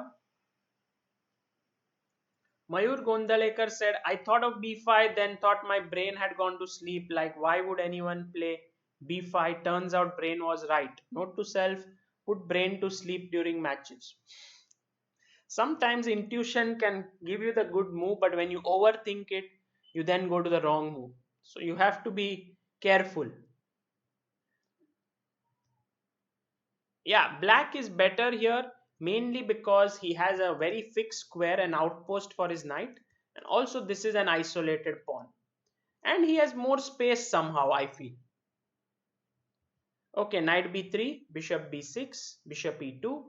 You will see that very carefully played this position. G6, I gave up the bishop pair, didn't matter, gained space on the queen side, improved my rook, and here she actually gave up a pawn. Her idea was actually to play knight e2 when f6 was hanging and also knight f4 was coming, but I had prepared knight e4, and after say this move or just king f7, knight d3, knight d2, I would have been 2 pawns up. So that's the reason why she had to go king c2, and after rook d8, I'm just better. By the way, all those who have written the imbalances here, please give an evaluation at the end. Shrutartha Maiti has done it, Sumed Ramtek has done, but Shivam Chaudhary, please give an evaluation at the end. Anisha Diga, good job. Dharma Ratne, well done. And also Srishant. So here rook e1, h4, and I think the end of the game was nice. I'm a pawn up and I play very slowly. I'm in no hurry to win this game. The final mistake came here, and black to play and finish off the game. What will you play? Let's finish off with a small tactic here. Black to play and win.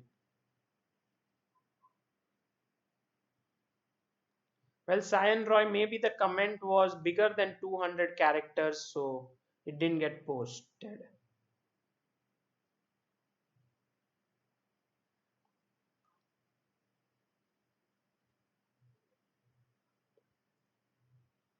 Yes, Shanks, you are right. Abdul Karim, I wouldn't call c6 a backward pawn in that position. Karan Parekh, Samrat Goswami, Atreya, Vin Legaspi, Yash Bharadia, Neev Patel. Well done, guys. Rishila, Tanuja, everyone got it right. Rook into d2, and she resigned because after king d2, bishop f4, I'll pick up, and this pawn endgame is just lost. Okay, guys, I hope that today's class was educational, instructive. There was a lot of things that we did. We did kind of cover up the queen versus pawn endgame. I would just like to add a bit to our summary because we revised a bit. But if both sides have one pawn each, then it is important that the side with the rook has his king in front of the opponent's pawn. Like we saw that if it is a g pawn, the king should be on g7. If it is an e pawn, the king should be on e2 in Giri game. So that is what we learned today. One thing that even when the opponent has one pawn, it could be a draw. Like queen has a pawn, rook also has a pawn, still it could be a draw. And all these fortresses make you understand that wow, the margin for a draw is huge. At some point I can sacrifice my queen for his rook, then even be equal pawns and still hold a draw. Yeah, so it will help you to play um, better in the middle game and sort of end games. Shivendra says the class was a bit boring, but it is still fine for me. Happens. Not everyone can enjoy everything, but I feel personally that at some point you will all find this useful. Some may find it useful now, some may find it useful after a couple of years, some may never find it useful because they are not very serious about chess. And when you are not very serious about chess, all this seems like a lot of hard work. It's much easier to see, say, banter blitz or someone playing blitz. It's easier because it's fun, while this is a lot of hard work and a lot of little things you have to calculate. Okay, Eduardo Torres says, thanks from Brazil, very instructive and strong lessons, complex endgames and positions made simple and fun, spectacular. Thank you, Eduardo Torres. Samrat Goswami says, these classes are a boon in this corona time, wishing you good health. Thank you, Samrat, for attending. um,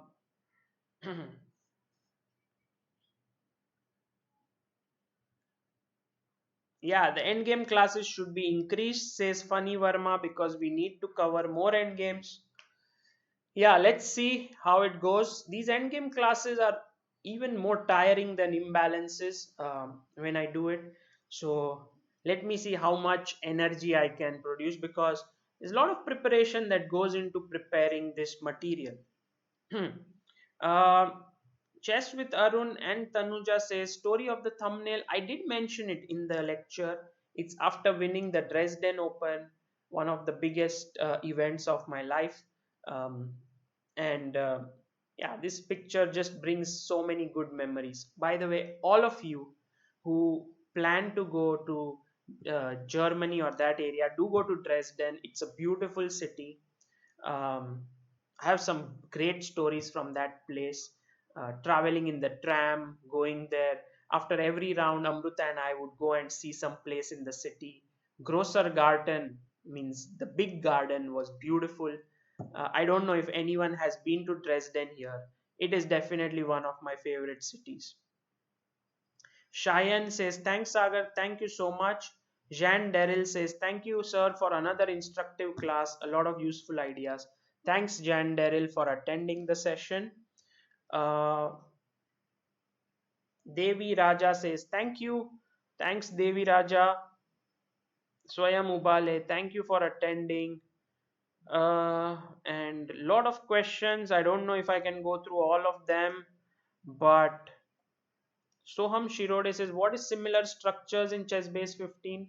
Well, if you say a structure like this and you click on similar structures, it will give you games with the similar pawn structure in those games. Yes, Swayam, this is, I have mentioned about this photo in my what stopped me from becoming a GM. Yeah, Ram, Ayush, Ram, take care, and Sumed, I will put the homework link. Yesterday, I didn't put because I was preparing for this class. There was more material, and so today I will do that. Yes, Satya Narayan, I was telling about some membership and subscription. Well, hopefully tomorrow will be the day when it will be released, so I'll tell you more about it tomorrow. Okay, take care, guys, and stay safe, stay at home. I know uh, this is not an easy time at home because you want to go down, you want to do stuff which is not possible in the lockdown, but try to prepare more chess, practice more, also help your family members in the household chores. I do cook food every day. I and Amrita together do the cleaning and everything, and I think it's a good time to learn all these skills in life. So all right, guys, take care, and we will see I'll see you tomorrow at 8 a.m. Bye bye.